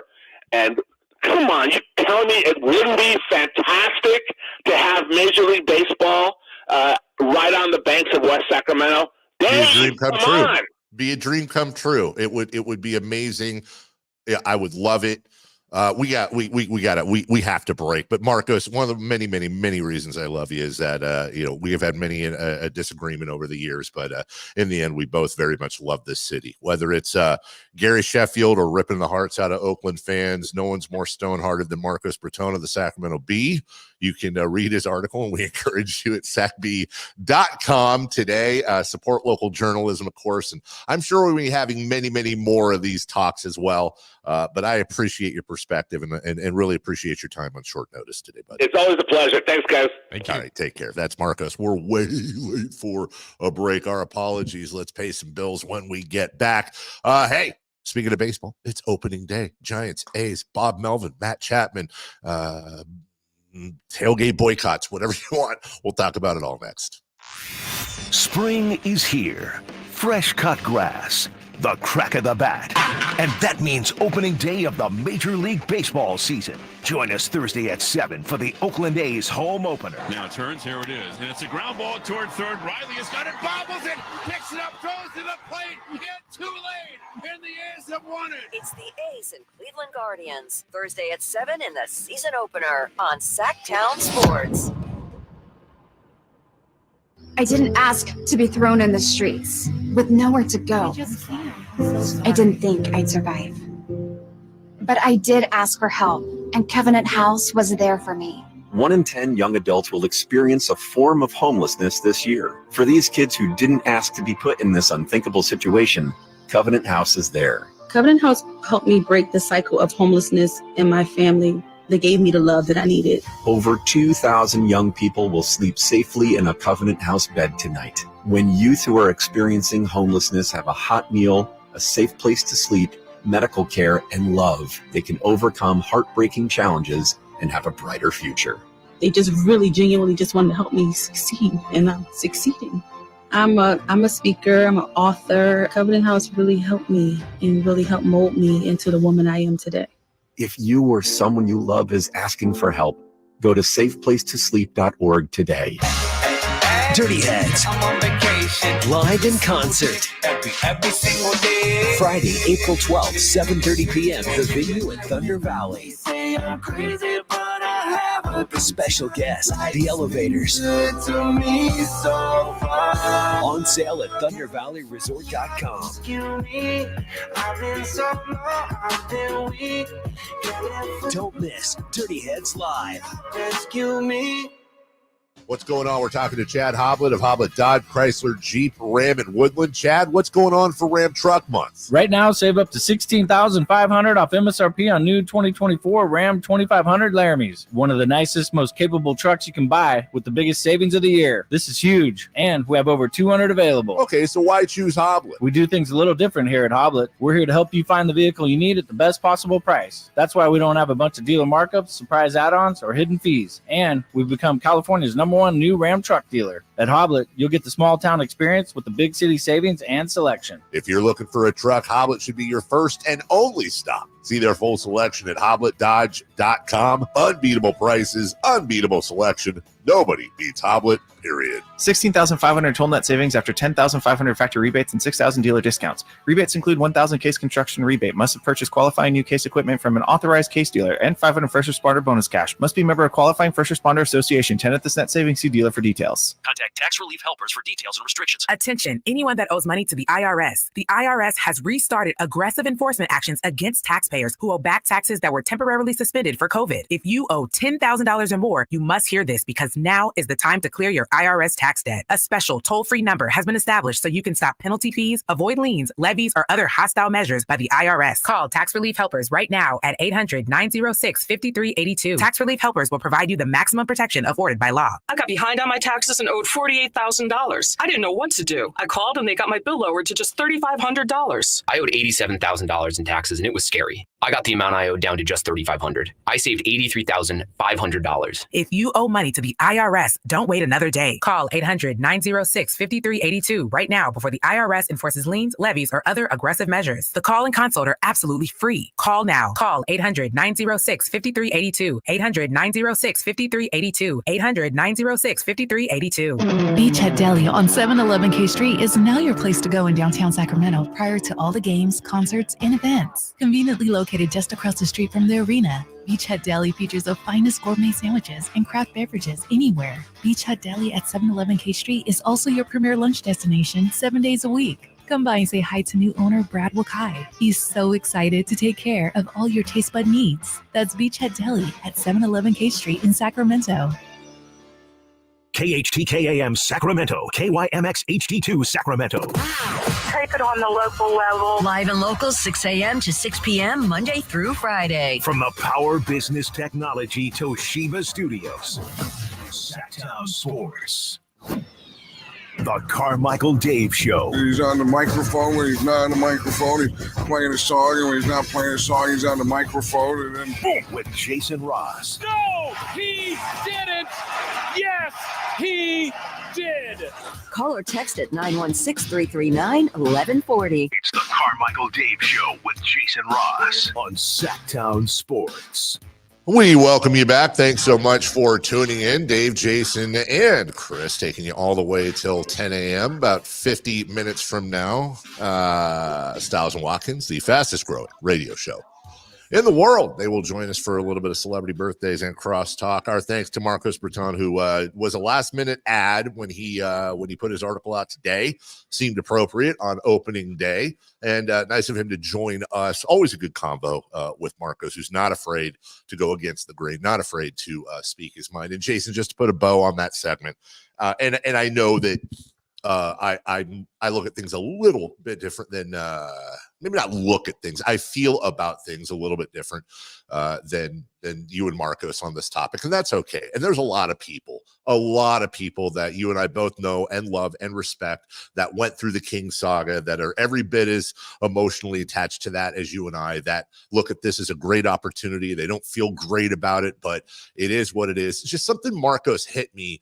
Something Marcos said hit me towards the end, and I know it's kind of, poetry and blue sky, and maybe it's just I get too emotional, but he said, this is a business. This isn't a love thing. Although the A's fans love their team, it's a business. It's not about love, because I had made the analogy about the marriage and when he said that, just the weirdest thing in my head, we didn't have time to go into it, but I was thinking of the chorus of that Tesla song and how much that meant to us the whole time, which was love will find a way. And I'm not trying to be a goofball here. Don't underestimate love. Don't underestimate love, because love is commitment. Love is entrenched. Love is something that can open doors that seem to be closed. And maybe I am just being Mr. Hopeful Henry here, and they are two different situations, but I just can't shake the idea that if we are even making it 1% easier for this team to leave Oakland, it just doesn't sit right. But I'm probably in the minority there. Yeah, I mean, I know there's more on this, and we could go into, but I think that some of the nuance that Marcos was talking about, like the day, I still remember the day when Kevin Johnson heard that the team was for sale. Now, it wasn't for sale to Sacramento. Yeah, but he's like, now we got a shot. Right. That's what he felt like the tide turned. So, and I know what you're saying about, hey, let's shut off Sacramento as a possible exit. Well, you can't shut off Salt Lake. I'm with you. I'm like, look, the goal number one to me is keep them there. Hey, is there a way to Fisher sell? Is there a way? If there is a way, but if there isn't, and even to A's fans, I could be wrong, but I think they'd rather see them in Sacramento. They'd rather see them in Oakland. Number one, clear cut. But if it was a number two, wouldn't Sacramento be better than Salt Lake? No, I think no. Why? I would want an A's fan. I would want them to be in Salt Lake, because then they have to renegotiate an entirely new TV deal, which is why I think Sacramento is being chosen to begin with, is they could work that out with Comcast. If they're in Salt Lake City, that deal is gone, which we all know is one of the big reasons why they're not going anywhere for a while, because you're talking about $70 million every year going to John Fisher that they don't know where to come up with that money from. So then what does that do for you as an A's fan? As an A's fan, I think if John Fisher has to make a choice between Salt Lake City and Oakland, he has to choose Oakland, because that's where the TV money is. I guess my point was they were already to Salt Lake. Like if they've already crossed I don't think they're bridge, already to Salt Lake, though. Well, I don't either, because I think Sacramento definitely is an option. I mean, you think Oakland's going to be saved? I don't think so, but I think moving to Sacramento gives them a definite push out of Oakland. I don't think if they come to Sacramento, I can't see them going back to Oakland. I think the blue sky thing, by the way, Chris, I do agree with you. I think Salt Lake's a smokescreen. I don't think Salt Lake's for real. I really don't. I think it's Sacramento or Oakland. I don't know. I think the blue sky scenario, and again, this is blue sky. We're just BSing here. Salt Lake's a no-go. Sacramento's a no-go. They go back to Oakland. They're full force towards Vegas. But Vegas has problems. John Fisher has had trouble closing deals in the past. Maybe they get something on I feel like as long as they're in Oakland, And again, I'm going to parallel this with the Kings. The Kings weren't for sale when they made the deal with Henry Samueli in Anaheim and the Honda Center. They weren't for sale. They weren't for sale when they were talking about Virginia Beach. They weren't for sale until the Maloofs were basically smoked out of their hole. They were running out of money. They were running out of time. They were frustrated. And finally, somebody came along and gave them a record price that was overpriced. Remember when we heard $535 million? It was like, oh my God. That's tragically undervalued right now. Right. And then Kevin Johnson was like, okay, I'm going to put together this deal. Well, reportedly, they already have ownership groups, Joe Lacob and the like, that are ready to go. And I don't even know how real that is, but it's been on record that it's there. I guess my blue sky is they get blocked. Salt Lake City doesn't happen. Sacramento doesn't happen. They're forced to go back to Oakland, play there for 3 years. And then in that process, Vegas begins to fall apart. We hear the smoke screens, this, that, whatever. Fisher finally says, screw this, man. I'm done. Somebody comes along and godfathers him a $2 billion deal for the team, and they stay in Oakland. And if they come to Sacramento, we make that chance less possible.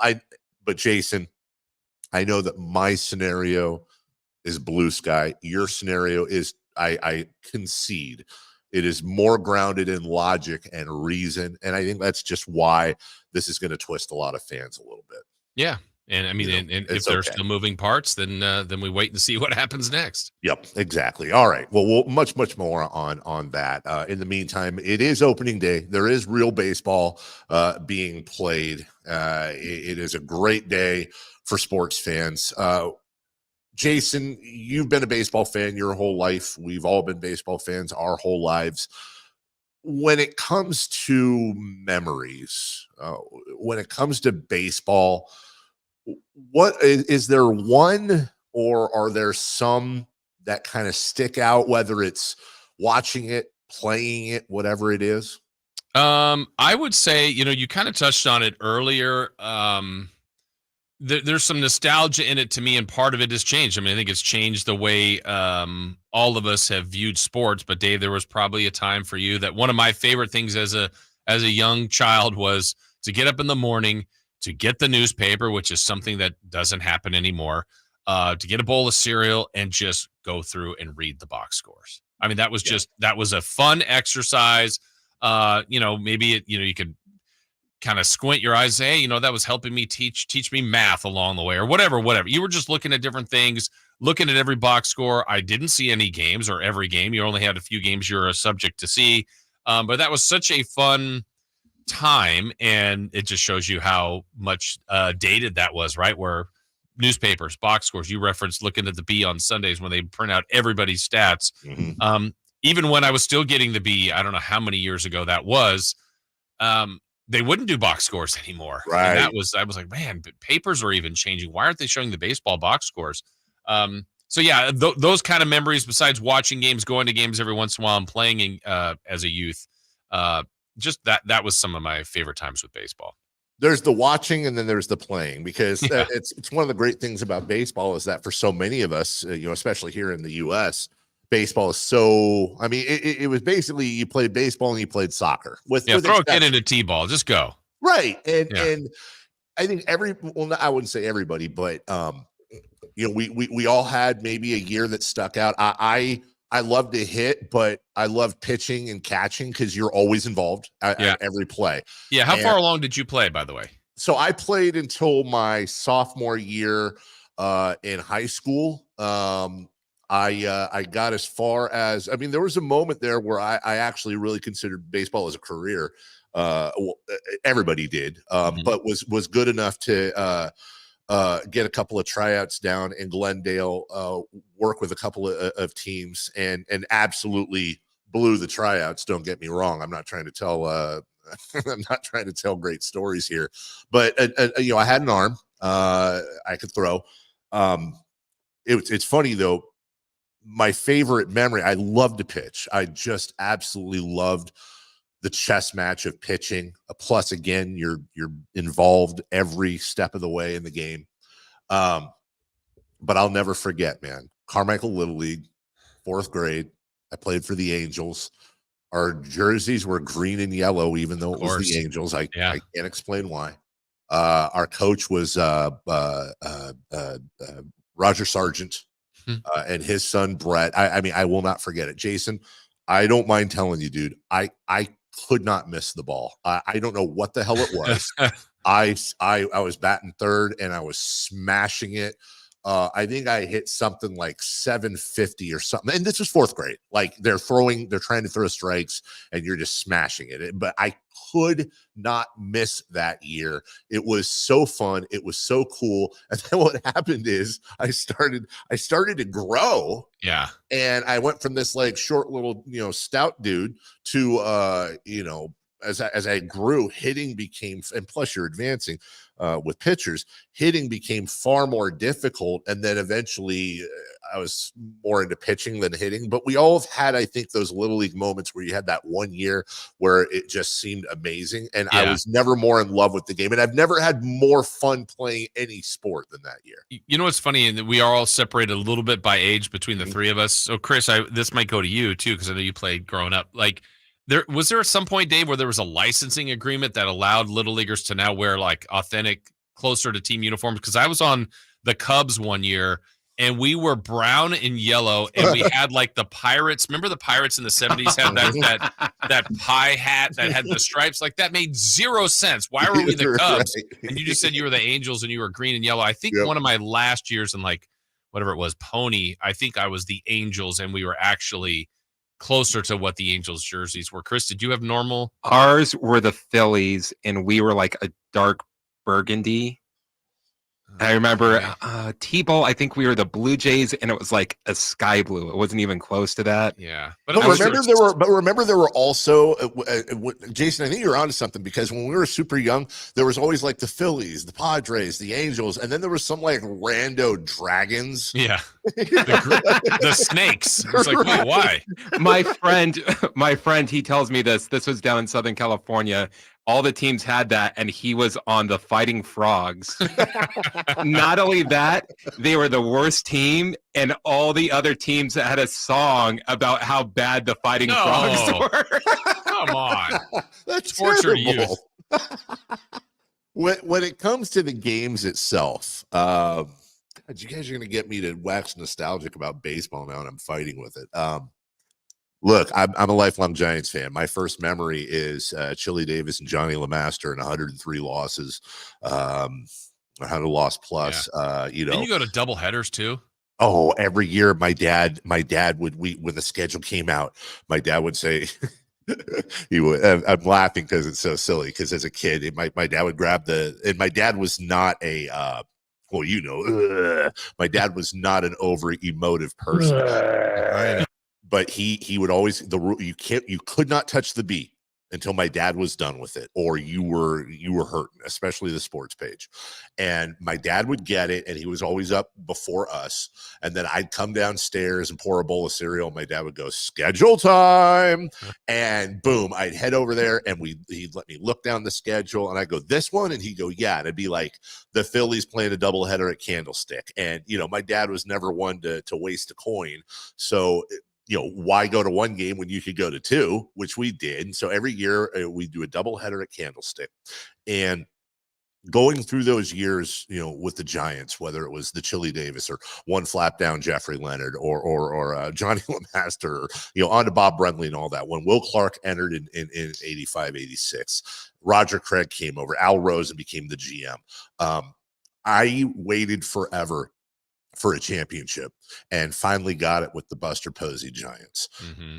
I got to tell you though, man, there was nothing like crying because Will Clark ran into Andres Galarraga at first base his rookie year and screwed himself out of the Rookie of the Year award that Todd Horrell ended up winning. I think Robbie Thompson, a Giant, was second. Hank Greenwald and Ron Fairleaf winning the NL West in 1987. Old Giants fans will really remember this at Candlestick. Anytime a player hit a home run, they would play over the PA the 20th Century Fox fanfare dun, dun, dun, dun, dun, dun, dun, while they're running the bases, and you just get these goosebumps. And Giants Vision, which you had to, it was like early pay-per-view to get extra Giants games, and every game on, sorry they're a competitor, but having KNBR and tuning the stereo just right to listen to the Giants games, and then Scotty Farrell afterwards say, hey, everybody get on there, and that whole thing, like those. Even the championship years couldn't compare to me to the Roger Craig hum baby Giants. And even talking about it right now, it's like talking about an old flame that never worked out, but you were in love with. I've never had more love for anything, including our Kings, I think. Yeah. Well, it's probably tied than with those hum baby Giants. What's interesting, too, is you said it earlier, Dave, and I had this, like I was, going to be third base for the New York Yankees. That was my thought as a kid. And I had a lot of friends that played baseball that thought that I loved football and basketball at the time, but I never thought I would be in the NBA or the NFL. And I don't know. There was always just dreams of, and I don't know if kids today, they probably still play Little League. They probably still play some baseball, but if they have those same kind of thoughts about the sport and thinking they're going to be, and obviously some go on, obviously, but if they have those kind of dreams. I hope so. Like, did Mason really care about baseball? I watched my son. We put him in Little League and really pumped him up about it. And he was like into it. He pitched, he hit, but he only did about 3 or 4 years in Little League because he wanted to focus on soccer and basketball. And those are his passions right now, soccer and basketball. And he said, I just, rather than play Little League, which he was kind of into, but I think he was into it more to make his dad happy. And we had to talk about it. I said, dude, I want you to do what you want to do. And if you want to focus, because there's a travel soccer team that happened during baseball, I said, do travel soccer. And that's what he chose. And I think there's a lot of kids today, his age and younger, that baseball's just not as cool. But Jason, I'll tell you, playing games, getting the free snow cone afterwards. Yes. And then, my buddies growing up, Sean, Brett, Chris, Willie, a handful of others, we would all do everything. Anytime we had a baseball, Willie had one of those big bat bags, backpacks that would fit bats and balls and all that. And we put all the baseballs we had into this bag, and summertime would hit, and there was nothing, dude. There was nothing like getting up at 7, 8, 8, whenever you woke up. Everyone's meeting at the field. We ride our bikes good 2 miles to Star King Junior High because they had the fences, the short fences for the lower leagues. They had a short fence instead of 400 to center. It was 250 maybe to center. I don't know. And they had 3 different fields like that. We'd hit that at 9 a.m. on a summer day with nothing but a water fountain near us. And we would take turns being the pitcher, and we would play home run derby. We played home run derby teams against each other. And dude, before you know it, it's like 6 o'clock at night. We hadn't eaten. We didn't care. I don't know if that's still happening, but those are some of the best memories, Absolutely. not of baseball, but just of life. Yeah, So, I'm with you. Over the line for hour. I could play all those games, did play all those games forever and ever and ever.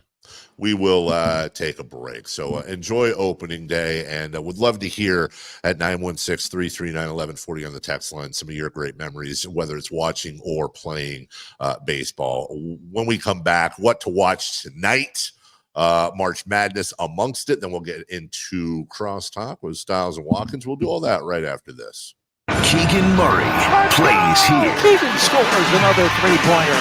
Keegan Murray knocking it down for 23 points. Match De'Aaron Fox for game scoring honors. Sactown Sports is your proud home of the Sacramento Kings. Welcome to the March Mania sales event at Kia of Vacaville, Northern California's premier destination for automotive excellence. Get ready for an exhilarating showcase of our 2024 vehicle lineup, where innovation meets the road and customer satisfaction reigns supreme. Step into the future with the all-new Kia Sportage, where cutting-edge design harmonizes with dynamic performance. Explore the outstanding fuel efficiency of the Kia Niro, a hybrid marvel that redefines eco-friendly driving. Experience the unparalleled luxury and versatility of the Kia Telluride, setting new standards for sophistication and practicality. Don't miss out on our impressive selection of eco-friendly Kia hybrid options, tailored for drivers who demand efficiency without compromising on style. And for those seeking the EV9, Kia of Vacaville has it ready for delivery or in stock. Visit us today during March Mania and discover why Kia of Vacaville is the ultimate destination for automotive excellence. Model availability and features may vary. Please visit Kia of Vacaville for more information. Spring is here. Fresh cut grass, the crack of the bat. And that means opening day of the Major League Baseball season. Join us Thursday at 7 for the Oakland A's home opener. Now it turns, here it is. And it's a ground ball toward third. Riley has got it, bobbles it, picks it up, throws it up plate, and too late. And the A's have won it. It's the A's and Cleveland Guardians. Thursday at 7 in the season opener on Sactown Sports. Sacramento weather is brought to you by Arnold Law Firm. I'm Tamara Berg in the KCRA 3 Weather Center. It is Thursday. We're looking at a soggy start to the day. We will still have a couple of leftover showers for the morning commute. Into the afternoon, there will be dry times with highs in the low 60s and a few showers possible as well. Get the latest forecast on the KCRA 3 News and the KCRA 3 app. The recent storm has caused dangerous driving conditions for us. The Arnold Law Firm has seen how a collision can turn anyone's life upside down. Be alert and stay safe. The Arnold Law Firm, providing real justice for you since 1975. Call 916-777-7777. Power Business Technology is proud to be 100% independent, locally owned and managed Toshiba copier dealer. Local ownership cuts out the red tape, allowing ourselves to never be too busy to personally answer the call when our clients need us. Recognized for excellence in service execution, training, and customer service, we're proud to be named a 2022 Toshiba ProMasters Elite Dealer. Contact us today for all of your business printing needs at 844-POWER-BZ. That's 844-769-3729, or visit us at powercopiers.com. Looking for the ultimate sports bar experience in Sacramento? Look no further. Fieldhouse American Sports Pub, family owned and operated, serving up mouth-watering food that'll keep you coming back for more. Voted as the #1 sports bar in Sacramento, your go-to spot for catching all the big games. Swing by their convenient location at 1310 Fulton Avenue, or order online for pickup or delivery. Don't miss out on the action. Fieldhouse American Sports Pub, where every game is a winning experience. The NBA app is everyone's app. Every fan of every team. Oh my goodness. Everyone who follows LeBron, Tatum, and Embiid in the app. Every warrior who's ready to go to battle over three-point percentages. Every streetwear king who's here for the tunnel fits. Every young buck, nugget, and grizzly who wants to take a peek behind the scenes of the league. And everyone else on this floating basketball we call Earth. Download the NBA app today. Available in the Google Play, Apple app, and Android stores. Are you stressing about your IRS tax problems? Have you received notices from the IRS threatening to garnish your wages, levy your bank accounts, or seize your property? You need an ally. Allies Tax Relief has tax attorneys and enrolled agents that are ready to fight for you. They have saved millions for taxpayers just like you. Allies Tax Relief can help put a stop to IRS collections and, most importantly, negotiate your tax debt. Here's Brenda, a happy client of Allies Tax Relief. I owed the IRS around $57,000, and they're about to start garnishing my paychecks. I heard a commercial on the radio about Allies Tax Relief, so I thought I'd give them a call. After a day, they were able to at least stop the garnishments. And after a few months of negotiations, I walked away owing the IRS only $301. If you owe the IRS, call Allies Tax Relief right now for your free consultation. Call 800-230-5174. 800-230-5174. That's 800-230-5174. River Cats fans, it's time to celebrate our 25th anniversary in Sacramento. Regular season baseball returns to Sutter Health Park on Friday, March 29th. The opening weekend festivities include a live DJ and happy hour in Elysian Landing on Smud Orange Friday, Sandlot Night on Sutter Health Fireworks Saturday, and Easter at the Ballpark on Sunday Fun Day. To view the complete 2024 schedule and to purchase tickets, visit rivercats.com. We'll see you there. When you take the time to shop at Folsom Lake Honda, there's one thing you'll always find. Happy people ready to serve you. As a family-owned and operated dealership since 2009, customer service is our #1 priority. Our customers love doing business with us, and you will too. Looking to own or lease? During the spring sales event, drive a brand new Accord or Civic. Visit us today at FolsomLakeHonda.com, your one-stop Honda shop. Folsom Lake Honda, yeah, your one-stop Honda shop. Country in the Park is back May 17th and 18th at Cal Expo with Brantley Gilbert, Dustin Lynch, Jay Cohen, Walker Hayes, and more. Tickets start at just $46. Country in the Park May 17th and 18th at Cal Expo. For more information, visit CITPFest.com. Brought to you by Fitty and Fiber, Dawson Oil Company, and Good Guys Heating and Cooling.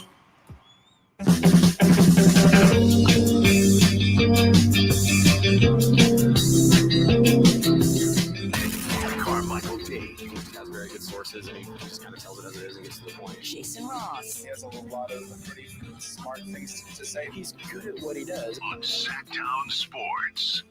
Welcome back in. Dave, Jason, and Chris. We will take you all the way till 9 a.m. Styles and Watkins will join us momentarily.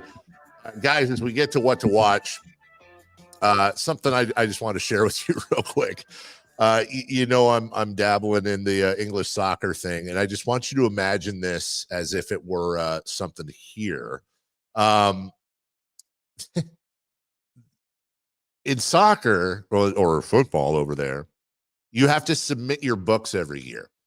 And then your books are made public for everyone to read. So, for example, Huddersfield Town, the club I work with, there's a guy out there that will then top line those numbers and share them publicly. And guys, I'm looking at what the revenue was, wages, losses, gains, player purchases, player sales, how much is spent, how much is owed if they have any debt, what they made on the year or lost on the year. It just breaks everything down into this spreadsheet and is made public.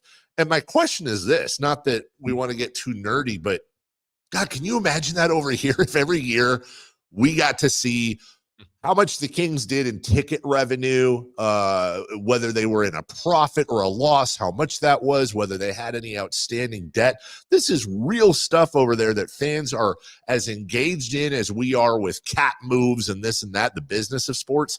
I just wonder how it would go if we were able to see the books on all these teams. I wonder if it would change.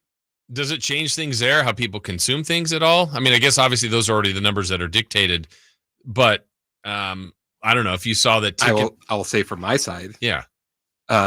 So the big thing right now is Manchester City is making their tickets more expensive. And then all of the fans are saying, you made $80 million last year. Why do you need more of my money? Yeah.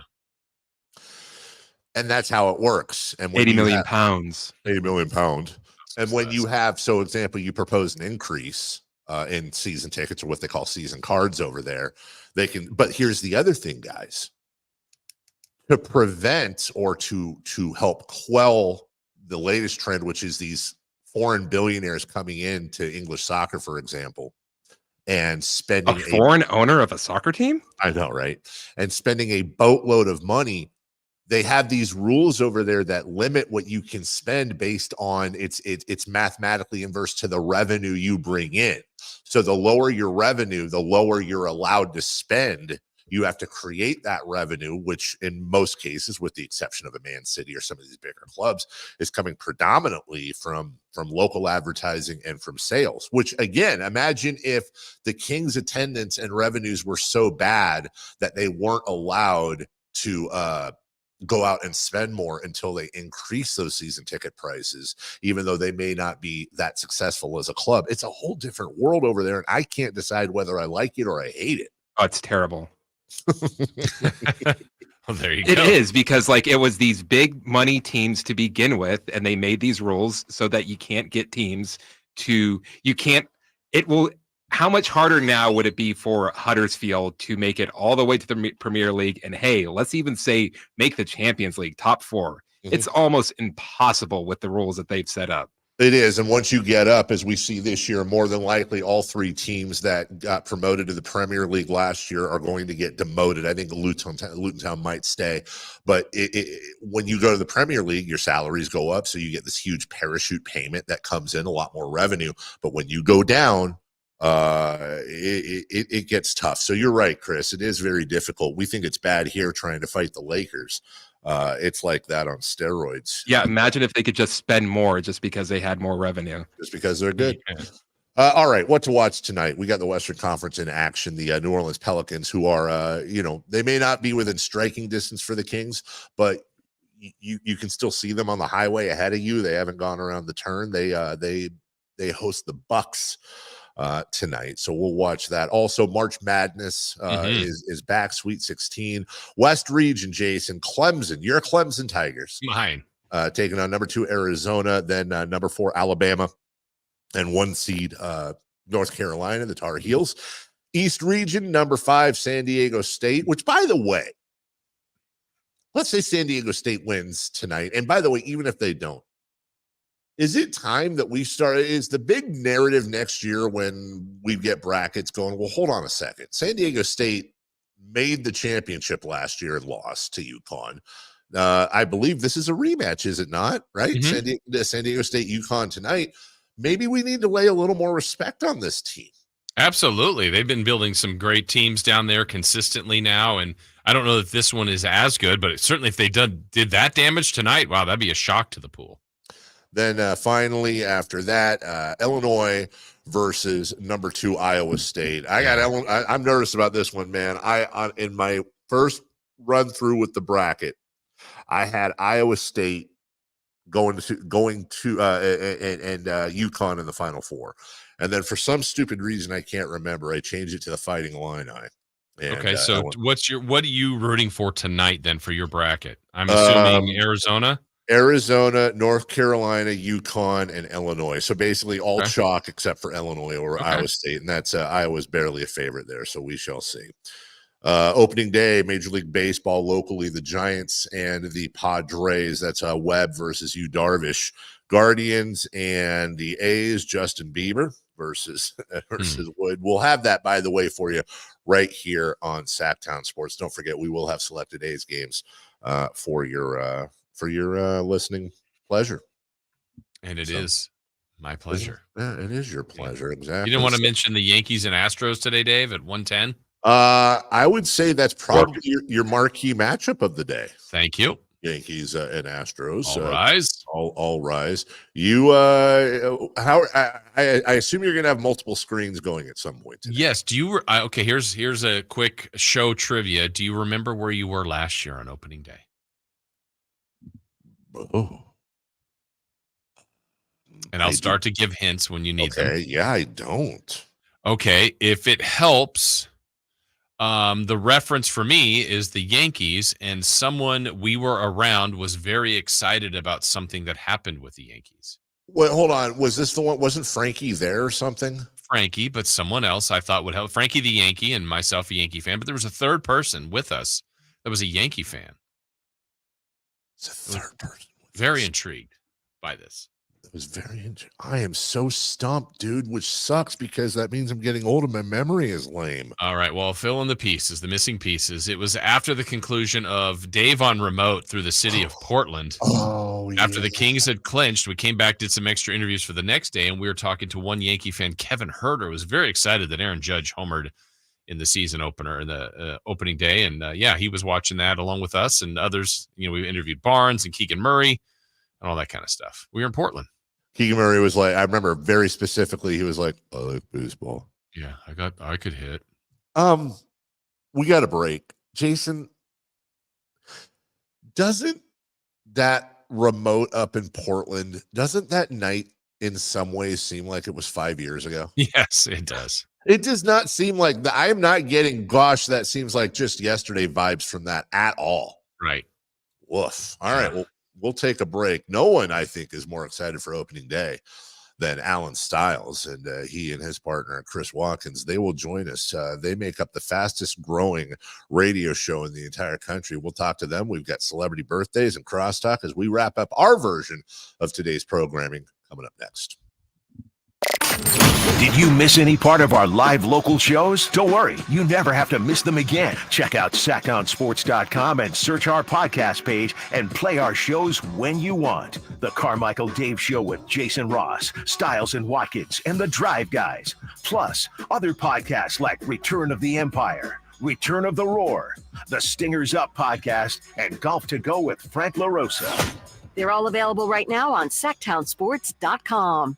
The weather's warming up, spring is here, and so is road trip season. And if you're saying, yeah, sure, I would love to load everything up in my car and hit the road and go on a long road trip, but I don't trust my car. It's not dependable. Well, then go see my friends at Elk Grove Kia. They'll get you into something dependable and super affordable, like a brand new 2024 Kia Forte LXS for $19,988. Yep, at a time when the average new car price is over $48,000, Elk Grove Kia can get you into a brand new car for less than half of that. This car's loaded with automatic transmission and 8-inch touchscreen with rear camera. It's got advanced driver assistance system, so it's got tech and safety. And again, this brand new 2024 Kia Forte LXS can be yours for only $19,988. Only at the #1 Sacramento Kia dealer, Elk Grove Kia, in the Elk Grove Auto Mall, and online at elkgrovekia.com. Elk Grove Kia sale price, $20,738. Kia rebate, $750. Net price, $19,988. One at this price. Stock number GK9219. Expires March 31st, 2024. Golf to Go is brought to you by the Hagen Oaks Golf Super Shop. Here's Frank LaRosa. According to Bogey Jones in the Daily Divot, golf is the best sport ever, and they provide a few reasons why. Some include no two courses are the same, so you'll never get bored. Some are wicked long. Others have super thick rough, and others have fast greens. Enjoy the variety. You can make the game competitive with anyone. With other sports, bigger, stronger, younger opponents may have an edge. In golf, different tees and a formal handicap system makes it competitive, even if you're a 30 handicap. Golf can't be conquered. One day you can't miss a shot, the next day you want to throw all your clubs into the lake. The unpredictability is fascinating, and age is just a number. You can play when you're 70 years old. In fact, some don't take up the game until later in life, but don't wait that long. And you'll meet amazing people, celebrities, athletes, successful CEOs. You never know who you'll meet on a golf course. And oh yeah, it's a game. So have some fun. That's your Golf to Go. I'm Frank LaRosa. Dr. Ken Howachek and kinesiologist Kelsey Graham discuss the Good Feet store. The foot has a lot of detail. It has a lot of complexity. There's a lot that can go wrong. A lot of problems start in the foot and end up elsewhere. Knee pain, hip pain, back pain. When aligning the feet properly, we can see relief elsewhere. And that's the beauty of the Good Feet Arch support. It can place the feet into their ideal position and gives them the balance, the support, the comfort, and the relief of the pain. The bottom line is that the Good Feet Arch support can be a highly effective pain relief solution when nothing else has worked. The feet have a really big impact on how the rest of the body moves. The knees, the hips, the lower back especially. If the foot isn't properly aligned, all of these joints are going to function incorrectly. That results in a lot of muscle tension and chronic pain. What I really like about the Good Feet system is that the right arch supports can put the foot in its proper alignment. So all the joints up the rest of the body will be aligned properly as well. And when the body's aligned, we can reduce the risk of injury and chronic pain. Visit the Good Feet store in Sacramento, Roseville, Modesto, Stockton, and Vacaville for a free fitting and test walk. Contact Tax Relief Helpers for details and restrictions. Attention, anyone that owes money to the IRS. The IRS has restarted aggressive enforcement actions against taxpayers who owe back taxes that were temporarily suspended for COVID. If you owe $10,000 or more, you must hear this because now is the time to clear your IRS tax debt. A special toll-free number has been established so you can stop penalty fees, avoid liens, levies, or other hostile measures by the IRS. Call Tax Relief Helpers right now at 800-906-5382. Tax Relief Helpers will provide you the maximum protection afforded by law. I got behind on my taxes and owed $48,000. I didn't know what to do. I called and they got my bill lowered to just $3,500. I owed $87,000 in taxes and it was scary. I got the amount I owed down to just $3,500. I saved $83,500. If you owe money to the IRS, don't wait another day. Call 800-906-5382 right now before the IRS enforces liens, levies, or other aggressive measures. The call and consult are absolutely free. Call now. Call 800-906-5382. 800-906-5382. 800-906-5382. Birthdays are meant to be spent with family and friends, and nothing brings family and friends together better than freshly baked and home-delivered crumble cookies. It's time for the news of the day. The latest headlines, the biggest stories, hard-hitting analysis. Yeah, this is none of those things. And now, Here's Carmichael Dave and Jason Ross. Sorry, Dave. Wrong day to not be here. Wow. I can see that our good friend Crumble Cookie Chris Crumble is Chris. He's in the building, and I see a big pink box of Crumble Cookies. Big box of Crumble Cookies. And 100% chance none of them will be there in an hour. I don't know. You got to talk to these guys. Maybe do some threats or in an hour. Yeah. They'll be gone. Yeah. Are you coming in an hour, Dave? No, I'm just saying everybody's gonna, all of you guys rightfully will grab a cookie. Yes. And there's nothing wrong with that. And then somehow, some way, word gets out and that box ends up downstairs in the sales pit. And then all the sales vipers just go. You ever see like a pack of wolves on a turkey? That's what it's gonna look like. Chris and Alan will protect it today, I think. We got it. Yeah. Yeah, they did get downstairs pretty quickly last time. Yeah. We're going to make sure that doesn't happen. Yeah. And by the way, we had a really great fan. My birthday was last week. Oh, that's right. A fan asked, "Hey, Alan, did you have lunch already?" I said, yeah. This is on the air. Oh, yeah. We're good. Our guy, Steven. And about 20 minutes later, in walks Simone with a box of Crumble cookies that he bought. Wow. And he specifically bought 2 oatmeal raisin for me, knowing he really listens to the show. And we only do the oatmeal raisin like once a year. Oh, really? Yeah. It's my favorite. I love oatmeal raisin. This is what we're talking about here. Both March birthdays. We're just on the same page. Yeah, Dave, by the way, it's Crumble Chris's birthday today. Today. Yes. 23. 28. Ooh, good guess. We going around? Yeah, I guess we might as well. We'll say 31. Dang. 33. I'll just go 32 under that. Today is my 39th birthday. Oh, wow. Cookies keep you young. Cookies keep you young. That's right. As we get to celebrity birthdays real quick, today is National Something on a Stick Day, and they're referring to foods. Gentlemen, can you, is there something in particular? I would probably say corn dog for me that stands out as what is the best food on a stick? I like a caramel apple. Kebab. Kebab's pretty good. Ooh, kebab is good. I think that's it. Stick, yeah. Corn dog or kebab. Yeah. All right. Yeah, we covered it. All right. And finally, today is National Weed Appreciation Day. Sure. Way ahead of you, Dave. On a stick. Each year, you dirty minds, we need to be reminded that some weeds are beneficial to us and our ecosystem. Humans have used weeds for food and as herbs for much of recorded history. Some are edible and nutritious. Other weeds have medicinal value. So, hey, you know what? They're not just the things in your yard you try to get rid of. So today, maybe a nice salute or a head nod or an attaboy or attagirl to your friendly local neighborhood weed in your yard. Back to you, Jason Ross. All right, well, let's do it. It is time for celebrity birthdays. And we know about Crumble Cookies. They're our great sponsor. Celebrity birthdays are meant to be spent with family and friends, and nothing brings family and friends together quite like Crumble Cookies. Happy birthday again, Chris. Yeah, I might as well do the Let's do an introduction. Please. Formal introduction. So, Dave, you're really missing out today. Wow. What's that double decker? This is no deal. I don't know if you're a carrot cake guy. Some people are big carrot cake people. Some people can do without. I don't know. But I'm a big carrot cake guy. And we've started something new at Crumble. They're called LTOs. It's like basically once a month. We're actually thinking about or planning on bringing them more often. But these LTO cookies are like these. They stand for limited time offer, and they're just specialty. They're more special than the other cookies. It's a double decker. It is a cake. It's not a cookie. It's a cake, but it's an experience. It is. There are things that have to be eaten with a fork or a spoon. Yeah. It's not so much just handheld. I mean, you can if you feel like looks like an Easter theme there. Yeah, and then we got Easter egg cookie. It's a sugar cookie. This is new cookie. It's called strawberry pretzel pie. Wow. Then we got the milk chocolate chip. This is called lemon crinkle, and the double fudge brownie. Wow. Sorry, Dave. There you go. Sorry, Dave. Yeah. That's my nickname for Jason Ross is Lemon Crinkle. Lemon crinkle. Yeah, I've for years been called that. Yeah, be careful there. There is a chance. Are you gonna drop? I feel like there's a chance. Oh, you're showing it to the camera. I hate you so. Oh my god! There you go, Dave. I hate you so much, Chris. All right, here we go. Happy Leave him alone. birthday today to Lady Gaga. Gaga. I'm gonna go slightly older than you'd think. I'm gonna go. By the way, A Star Is Born, outstanding movie. I watch it every time it's on. I'm gonna go with 49. 49. Wow. 49. Jeez. I'm sorry. Yeah. Sheesh. Miss Gaga is we'll say 40 even. Okay.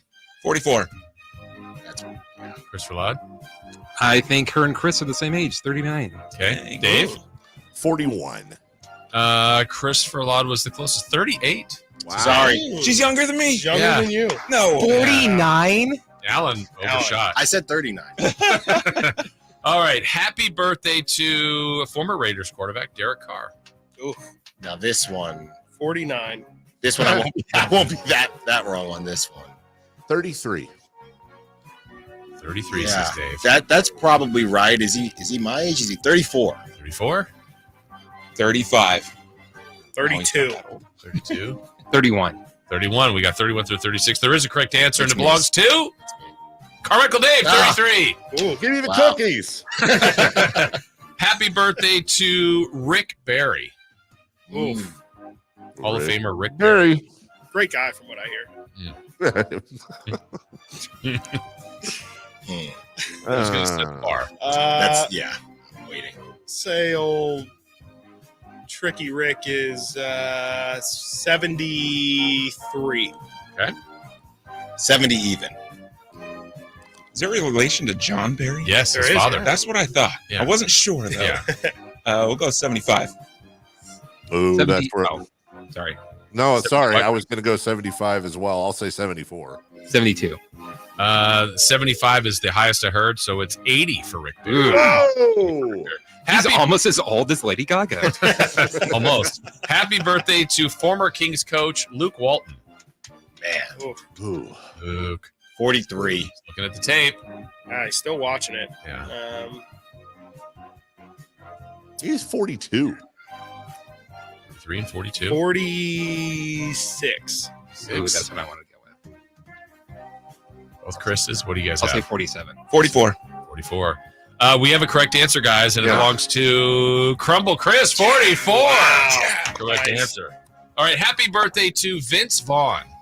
Oh, wow. Oh, Man. That's an interesting one. See, Oh, we're going to have You see him in Curb, he's starting to show some that's age. what I'm saying. 49. 49. 49 is showing us an age. Lady Gaga. Same age. Twins, I think they are. Lady Gaga and Vince Vaughn. Oh, man. I'll say 55 for Vince Vaughn. 53. Chris Rod. 58. Dave. You grows up and you grows up and you grows up. Vince is 54.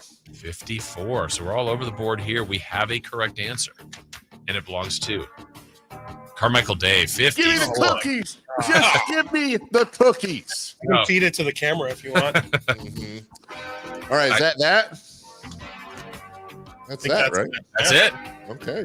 I'm sure there will be opening day talk. I'm sure there will be all kinds of fun and hijinks with Styles and Watkins. Cookie Chris, Crumble Chris, love you, miss you, and Thanks, Dave.